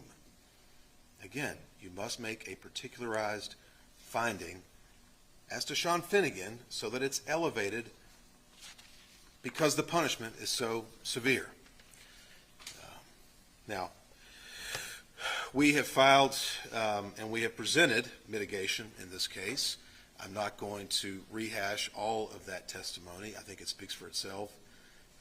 We appreciated Roxanne Mundy being here, but I think it's important for you all to know about Mr. Finnegan, where he's from, how he grew up, and the trauma that he received, and basically how it affected him as he became a young adult and an adult. From a legal standpoint, there's a few takeaways I want to leave with you. Once again, you all get to decide the weight to give both the aggravating circumstances and the mitigating. You don't have to follow this mechanical operation of a set of scales, dump trucks, pebbles, rocks, boulders. I think it's a good physical analogy, but it doesn't encompass the gravity of the decision that you've got to make in this case. We're not pulling a lever here. You can think about things like pity and mercy and sentiment and sympathy. And each of you individually can be the sole judge of whether one of these factors exists and how much weight to get it. And again, we don't have a burden of proof on our mitigation. The state has to disprove our mitigation beyond reasonable doubt, and that's all of it. So our mitigation, as you'll see in the instructions, deals with his background, much of it his social history, his employment history. He's worked for about 40 years. In our estimation, allowing him to go to prison to serve out the rest of his years. He potentially could work in prison. You've seen his demeanor throughout this case. Pretty low-key guy, stay out of the way, not cause any problems. That's Sean Finnegan at this stage in his life. Is it sad? Is it pitiful, pathetic? I mean, he's been sitting out the Anderson County Jail for 4 years, waiting for trial in this case. His life is effectively over, but we think that he can go on and still function and be helpful. He has job skills, and you heard from Ms. Mundy and Ms. Miller that he's a reliable guy, he's dependable, he's a hard worker, and we think that counts for something. Now, the other mitigation, his social history, his life, it's pretty brutal stuff. It doesn't sound like he or many of the other kids really got a decent start at life. Dropped out of school in the 8th grade, low education, functioning, but low education, and suffered sex abuse, physical abuse, verbal abuse. Not a pleasant childhood, but I think the takeaway is that he endured. He survived. He didn't have a lot of network or services available to him, but he survived and did the best he could. We're talking about the late 1970s into the 1980s. It's not the same as it is today. And eventually he moved to Tennessee, and he brought Frances Finnegan with him because it sounds like there wasn't room for her at the other siblings' houses, and he took care of her, and they lived together. I know it's kind of a bizarre side issue to this case that Frances Finnegan was living in that apartment the whole time, but she did pass away. But the takeaway I think that's important is that despite all this brutality and carnage and disrespect of another human being, that somewhere, somehow, Sean Finnegan does have love in his heart, and he took care of his mom until he came to jail, and then she passed away after that. So beyond the mitigating factors, which I believe we have proven beyond a reasonable doubt, and which I think are enough to outweigh the state's aggravating circumstances in this case, the last major issue I want you to consider, and then I'll sit down, is proportionality. Is it fair? Based on my reading of your verdict, as it relates to premeditated first-degree murder, you came back with a very low lesser-included offense, and you acquitted him of the conspiracy count related to that. Rebecca Dishman is guilty of those counts, and she's going to prison for the rest of her life. And in exchange for her testimony, her death notice was withdrawn by the state of Tennessee.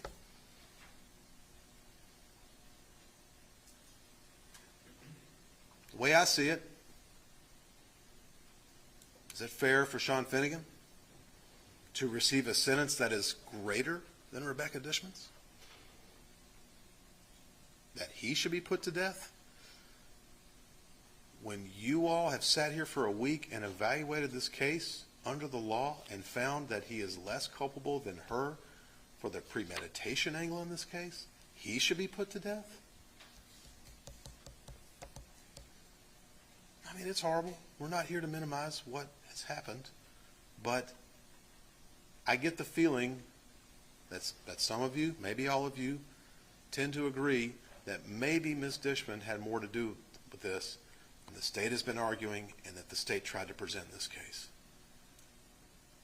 So we do not think it would be fair. It would be disproportionate for Sean Finnegan to be put to death when Rebecca Dishman was the one that strangled Ms. Paxton in the floor of that apartment.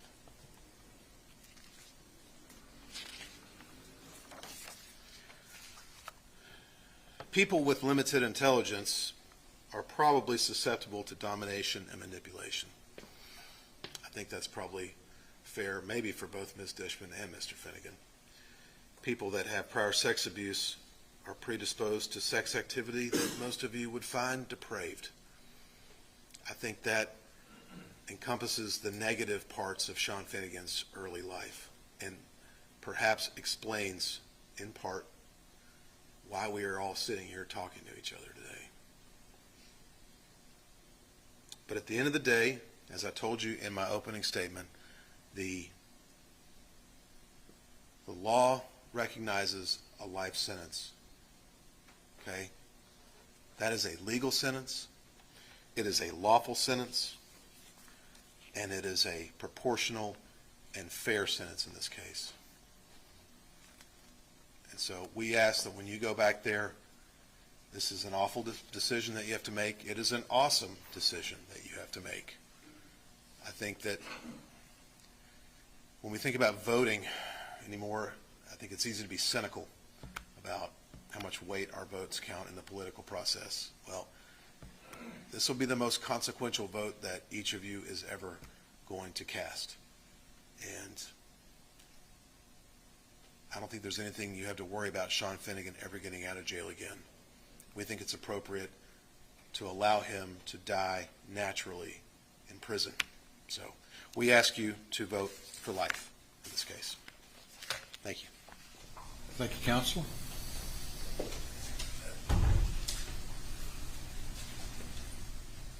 And for the state? Thank you, Your Honor.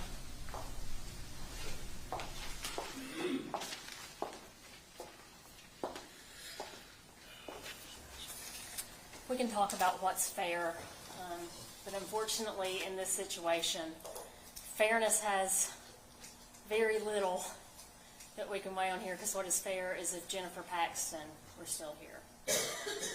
And so what justice is in this case is the maximum penalty for Mr. Finnegan for what he and Ms. Dishman did to Jennifer Paxton. Premeditation is sort of a red herring here. We're not asking you to impose the death penalty on count one, and that was the premeditation count. These aggravating factors that the state has set before you are applicable, to counts 2 and 3 only. And so those are the felony murder counts. And so whose idea it was, who planned it, isn't something for consideration on this, because you as the jury have weighed that evidence and decided that count 1 was off the table, frankly, for this sentencing portion of this case. And so the state submits to you that we have proven beyond a reasonable doubt through the course of this trial each and every one of those aggravating circumstances. And we submit to you that any one of those aggravating circumstances far outweigh the mitigation proof that's been put in front of you today. And we do not in any way believe that this is an easy decision. When you were selected for the jury, each of you did say you would meaningfully consider,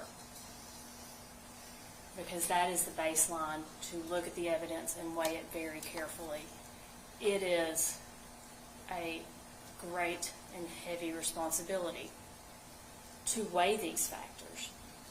But the state believes that when you do and you consider the proof, that each one individually outweighs the mitigation, and together those factors far, far outweigh the mitigation, and that the just sentence here for Mr. Finnegan is the maximum allowable by the law.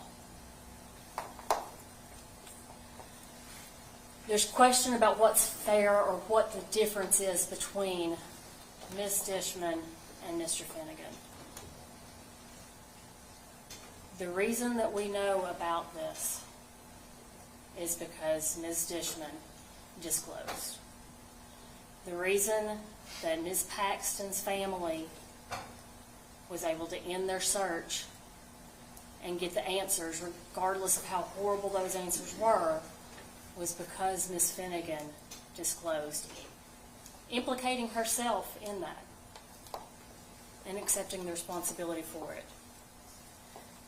To contrast it, Mr. Finnegan continued to deny until presented with irrefutable proof, and then made some concessions. By his own statement, he was actively engaged in the kidnapping, in the cover-up, in all of this, far beyond, and you've heard the proof, but beyond what was necessary for the crime. So when we talk about, well, there were these bruises or these hits or these cuts, and those didn't cause death, that's what we're talking about. None of those were necessary to cause death. And one choking incident could have caused death, but we have at least 5 ligature marks. And as General Allen said, it does not matter which individual committed each of those ligature marks, each of those strangling. They are in it together, and they convicted. He was convicted of the conspiracy. He was convicted of the felony murder by kidnapping and the felony murder by rape. He is part and parcel of all of this. He had the opportunity every single day to leave and intervene. He was going to work, acting casual, joking around, apparently. And yet, his cover-up continued of it.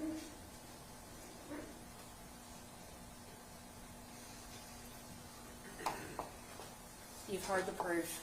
Again, this has been an arduous task and lengthy, and so I will not belabor every bit of evidence that you have already heard, but would reiterate that for the actions that were done to Ms. Paxton, for the torture that she endured,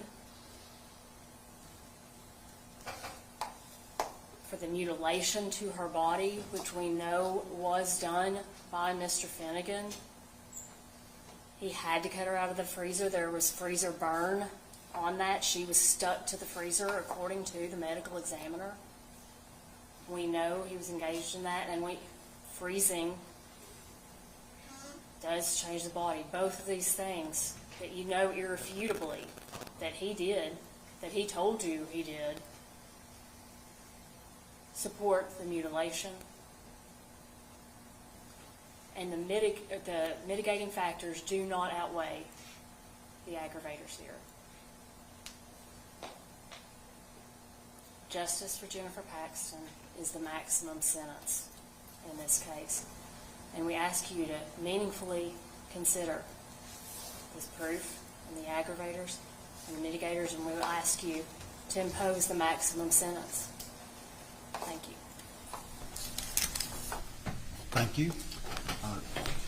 Jeff, if you could hand out these jury instructions to our jurors, I think there's 14 there, I hope.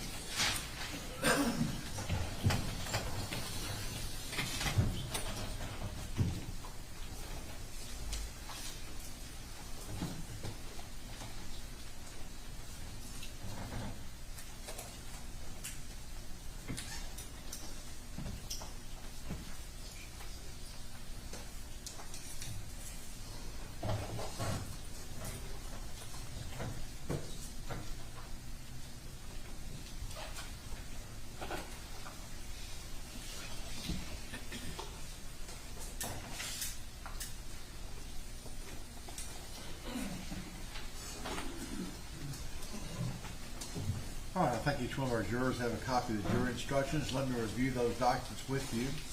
Members of the jury, you've now found the defendant guilty beyond a reasonable doubt of murder in the first degree, charged in indictment number C1C00518. It is now your duty to determine within the limits prescribed by law the penalty which shall be imposed as punishment for this offense. Tennessee law provides that a person convicted of murder in the first degree shall be punished by death, by imprisonment for life without the possibility of parole, or by imprisonment for life. A defendant who received a sentence for imprisonment for life shall not be eligible for release until that defendant has served no less than 51 full calendar years of such sentence.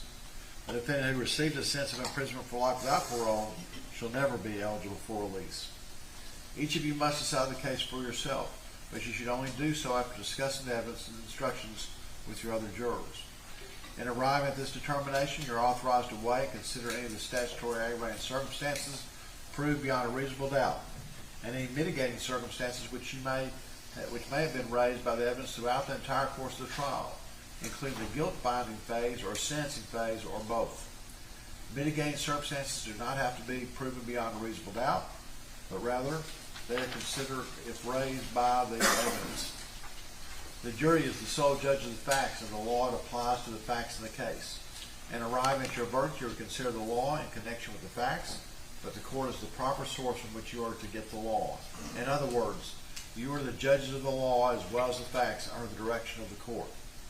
The burden of proof is upon the state to prove any statutory aggravating circumstance or circumstances by reasonable doubt. Reasonable doubt is that doubt created by an investigation of all the proof in the case and inability after such investigation to let the mind rest easily as to the certainty of your verdict. Absolute certainty is not demanded by the law, but moral certainty is required, and this certainty is required as to every element of proof necessary to constitute the verdict. The law makes you, the jury, the sole and exclusive judge of the credibility of the witnesses and the weight to be given to the evidence. The prosecution has introduced what is known as victim impact evidence. This evidence has been introduced to you to show the financial, emotional, psychological, or physical effect of the victim's death on the members of the victim's immediate family. You may consider this evidence in determining an appropriate punishment. However, your consideration must be limited to a rational inquiry into the culpability of the defendant, not an emotional response to the evidence. Victim impact evidence is not the same as an aggravating circumstance. Proof of an adverse impact on the victim's family is not proof of an aggravating circumstance. Introduction of this victim impact evidence in no way relieves the state of its burden to prove beyond a reasonable doubt at least one aggravating circumstances which has been alleged. You may consider this victim impact evidence in determining the appropriateness of the death penalty only if you first find that the existence of one or more aggravating circumstances has been proven beyond a reasonable doubt of the evidence independent from the victim impact evidence, and find that the aggravating circumstances found outweigh the finding of one or more mitigating circumstances beyond a reasonable doubt. Statutory aggravating circumstances. Tennessee law provides no sentence of death or a sentence of imprisonment for life without possibility of parole shall be imposed by a jury but upon a unanimous finding that the state has proven beyond a reasonable doubt the existence of one or more of the statutory aggravating circumstances, which should be limited to the following. 1. The murder was especially heinous, atrocious, or cruel that involved torture or serious physical abuse beyond that necessary to produce death. 2. The murder was committed for the purpose of avoiding, interfering with, or preventing a lawful arrest or prosecution of the defendant or another. 3. The murder was knowingly committed, solicited, directed, or aided by the defendant while the defendant had a substantial role in committing or attempting to commit, or was fleeing after having a substantial role in committing or attempting to commit any rape and or kidnapping.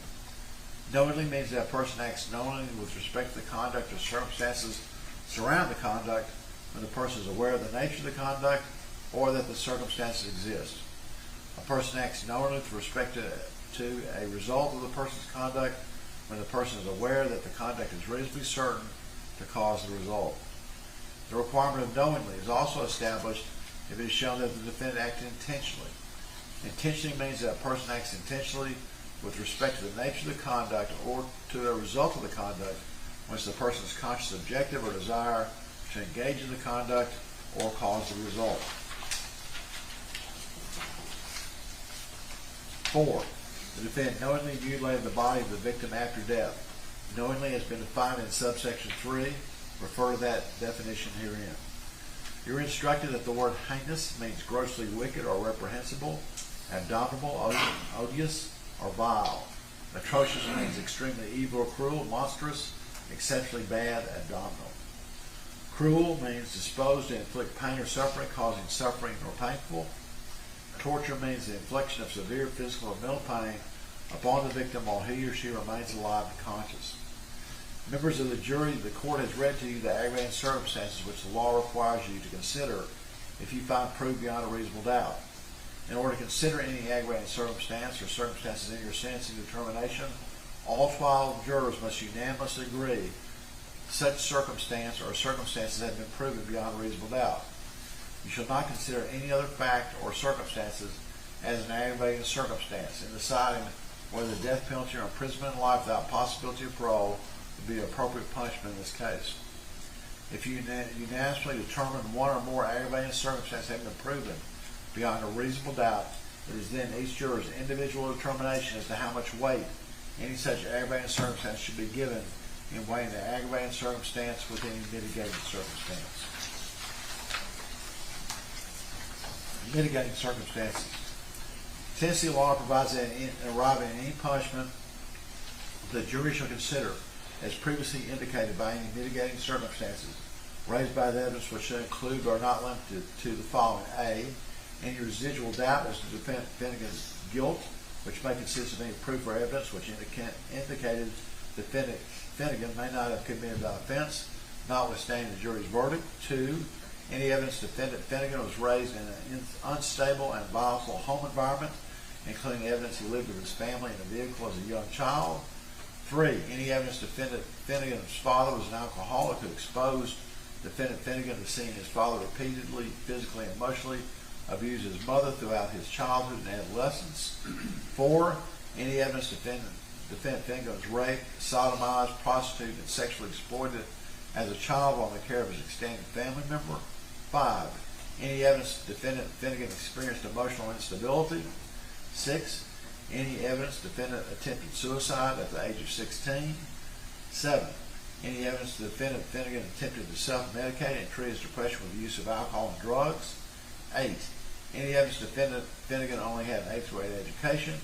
9, any evidence defendant Finnegan has the work skills enabling him to be productive in state custody.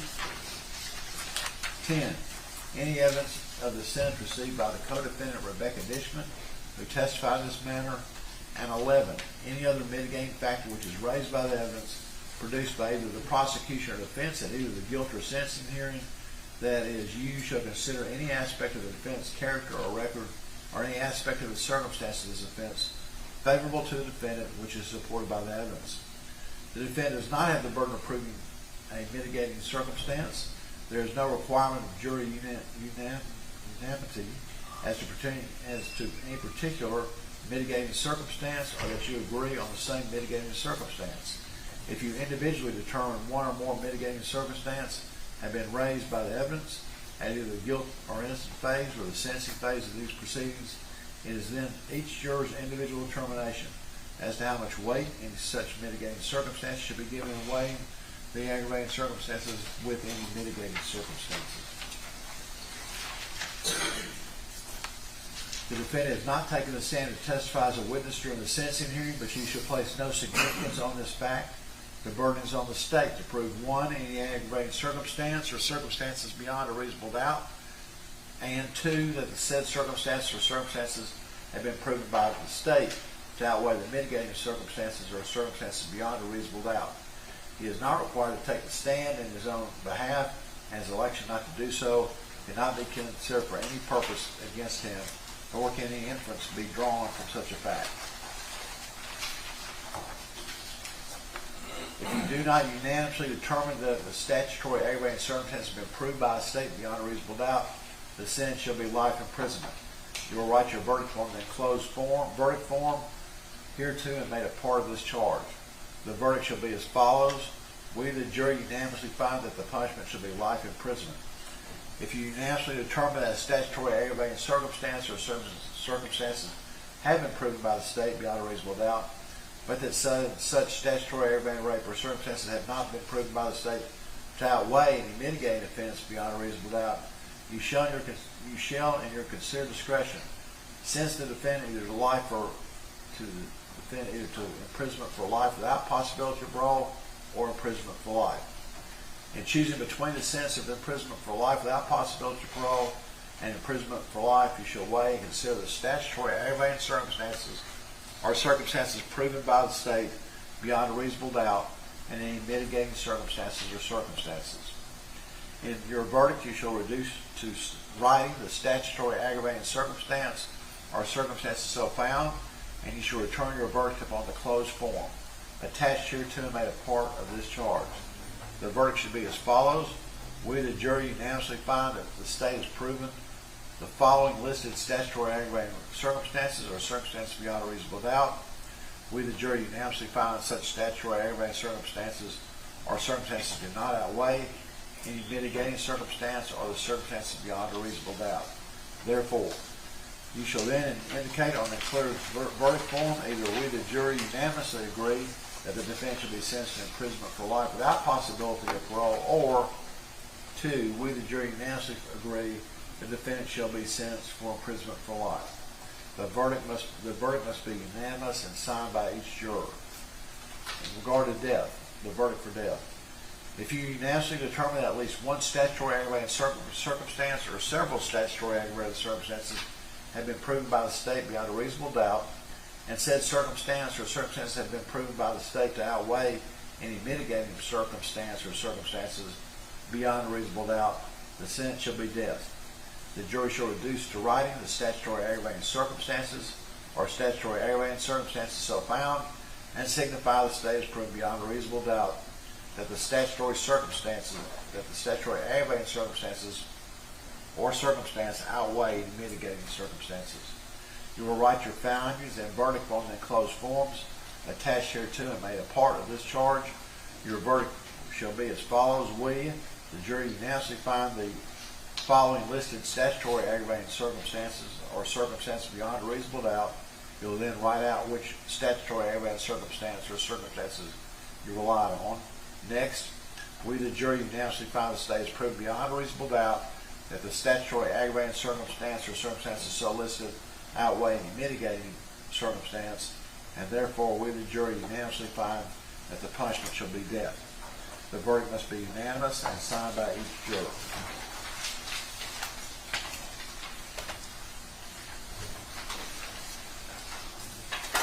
It's important that you take the case and consider all the evidence fairly and impartially and complete one of the 3 verdict forms and report your verdict to the court.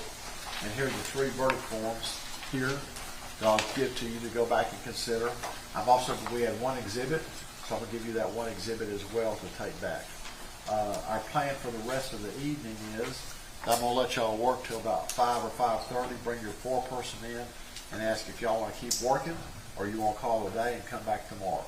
And that's really solely up to y'all. Whatever your decision will be is fine with us. So it's just kind of your call on that. When you do reach a verdict, if you'll just knock on the door and tell one of the deputies that you have in fact reached a verdict, then we'll bring all of us in together and then we'll determine and then we'll announce the verdict from there. Everybody understand that? Anybody got any questions? Okay, let me give that to you. Give them the verdict form and the one exhibit. All right, everybody rise, please. Judge. I need the alternates to stay here. You said you wanted to tell them to remind them that if they have any kind of a question. Thanks, I forgot that. If y'all have any kind of question, like we did last time, be sure you write the question out and then sign it. The 4-person needs to sign it, put the time, because I have to keep up like 1, 2, 3, 4, how many questions there are. So be sure you do that. All right? Okay? See y'all in a few minutes. See you when you deliberate. Thank you. You go ahead and take those 2, and then come back and we'll take care of our alternates. Take them. Yep, jury first.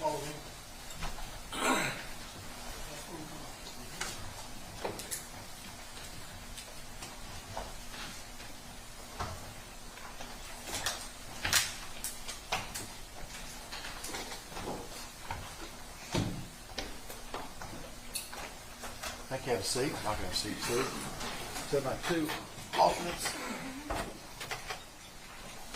The laws in Tennessee, once they start deliberating on a punishment, then that's it. So if they get sick or sometime under, I got to do it over again. So hopefully they won't do that.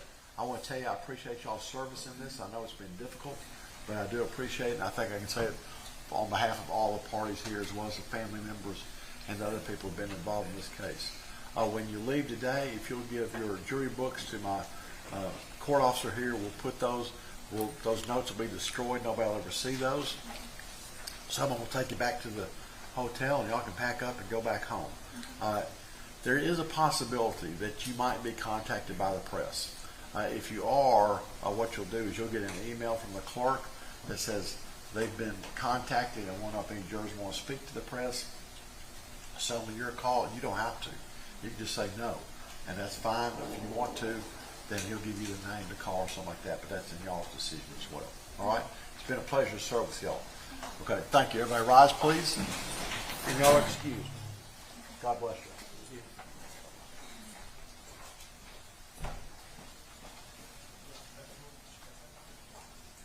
So you have a seat, please. So council, what I'd like to do is take about a 5 or 10 minute break and then come back. We still need to schedule a sentencing hearing on the other, for these charges that were not the death penalty case. And then I also need to set a date for motions for new trial. I know we'll have to wait until the transcript is prepared. Do you have any, I know it's a long transcript, do you have any idea? You don't? Okay. Maybe Yeah. set that date and see. Yeah, okay. We'll set the motion for new trial day on the sentencing hearing. Obviously, y'all got to file within 30 days, but obviously you get time to review the transcripts as well. So if we got to reset that, we do. So if you'll give me about 10 minutes, we'll come back in here. I'll bring my calendar, and we can figure out when we can have the sentence. Anything else we need to do? Yes, Your Honor. Have you made a ruling as the 13th juror? On the what? As the 13th juror? I have not, but I will when I come back. Thank Is that okay? Okay. All right. See y'all in about 10 minutes. So ideally, I'd like to do the sentencing hearing within 60 days, but my October is kind of hectic. So with your permission, what I'd like to do is I'd like to offer you either November 7th or November 12th. And if those dates don't work, I can give you some other dates. I cannot do the 12th. I Okay. can't do the 12th, I have a federal trial on the 12th. How's the 7th look? 7th is fine.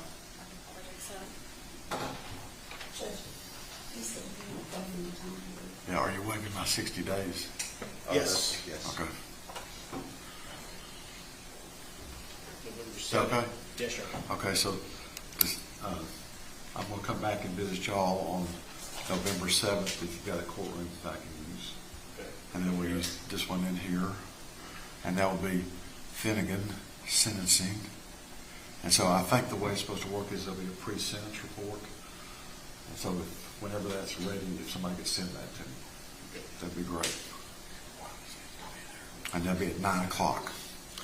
And then I'm also going to sign this document saying that the juror questionnaires that we've been today, I think, is the 21st or 22nd? 20th? It's Tuesday? Yeah. Is it really? Okay. I've lost time. So it's the 20th. I'm going to sign this order sealing the jury questionnaires.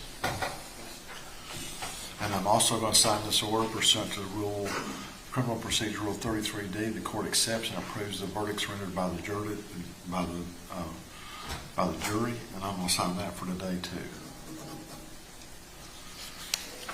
Now, approach judge, Yes, sir. transcript order. Yes, sir. Got And it. then the I'm state gonna fill the gave rest me of back, the state gave me back their, the capital case form. If y'all hadn't done that. Oh, if you, I've got it. If you could just mail it to me. We need to work on this more. I think I've got it. Let's work on it. Yeah, I'm just a couple minutes to look good. That's fine. Don't rush. Oh, I've got to put this work stuff. And let's see, let me go ahead and sign this verdict that I gave.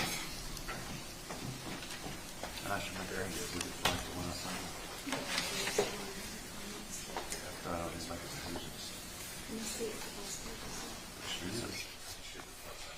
You told me to.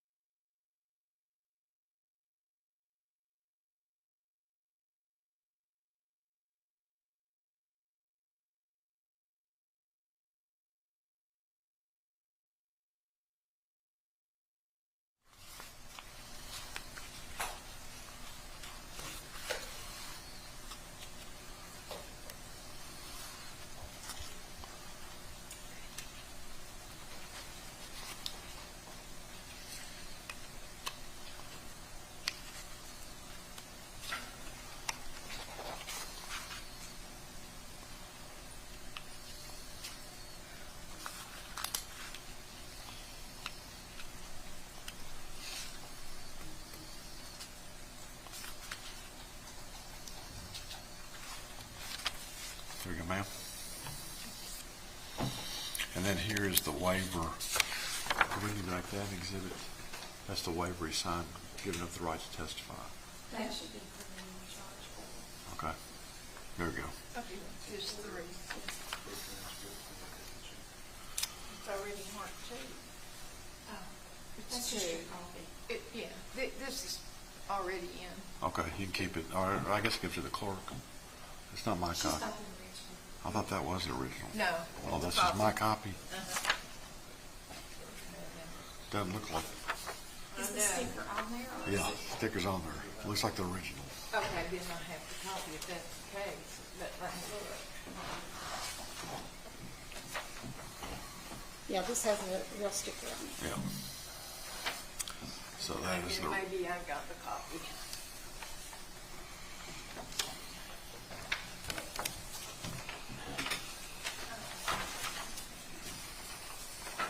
Is this yours? yes. Okay. So anything else for the state? No. Anything else for the, Just real quick, Judge, I don't know the protocol on this, I'm not even sure if it's possible, but whenever probation comes to interview him, I'd like to be with him. I'm not opposed to that at all. They don't usually notify us of those things, so I'm not sure if there's a way for me to push a note to probation to have. Why don't you them- notify them that I asked for a pre-sentence report and I asked that you be able to participate in that? Okay, because they won't notify. Yeah, well, if you'll do that letter and just say I asked for it, that's fine. All right, thank you. Anything else? Okay, keep your seats.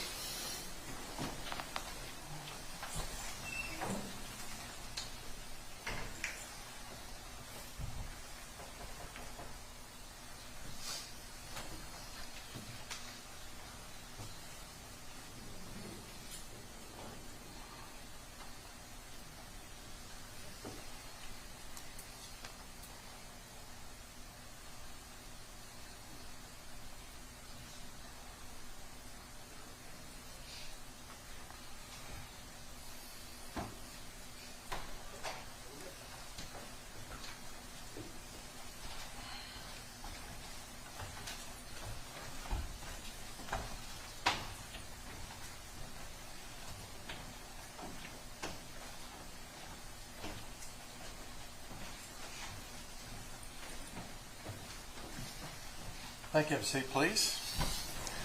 So it's my understanding y'all want to call it an evening. I certainly appreciate that and understand that. Had a long day today, did a lot of stuff, so that's fine. So they're delivering y'all's supper over to there to the hotel, so maybe it'll be there by the time you get there. But it's really important since we've done all this work and y'all done fantastic, not talking about the case to each other. So please don't do that. Don't talk about your deliberations today or anything like that. And then we'll come back tomorrow with a fresh mind and be rested, and then we'll go ahead and get back in this and then hopefully get a verdict tomorrow. Everybody can do that for me? Okay. And so I hope y'all enjoy your evening rest. Take some rest. We all need some. Okay? All right. Everybody rise, please. All right. Y'all have a nice evening. Thank you very much.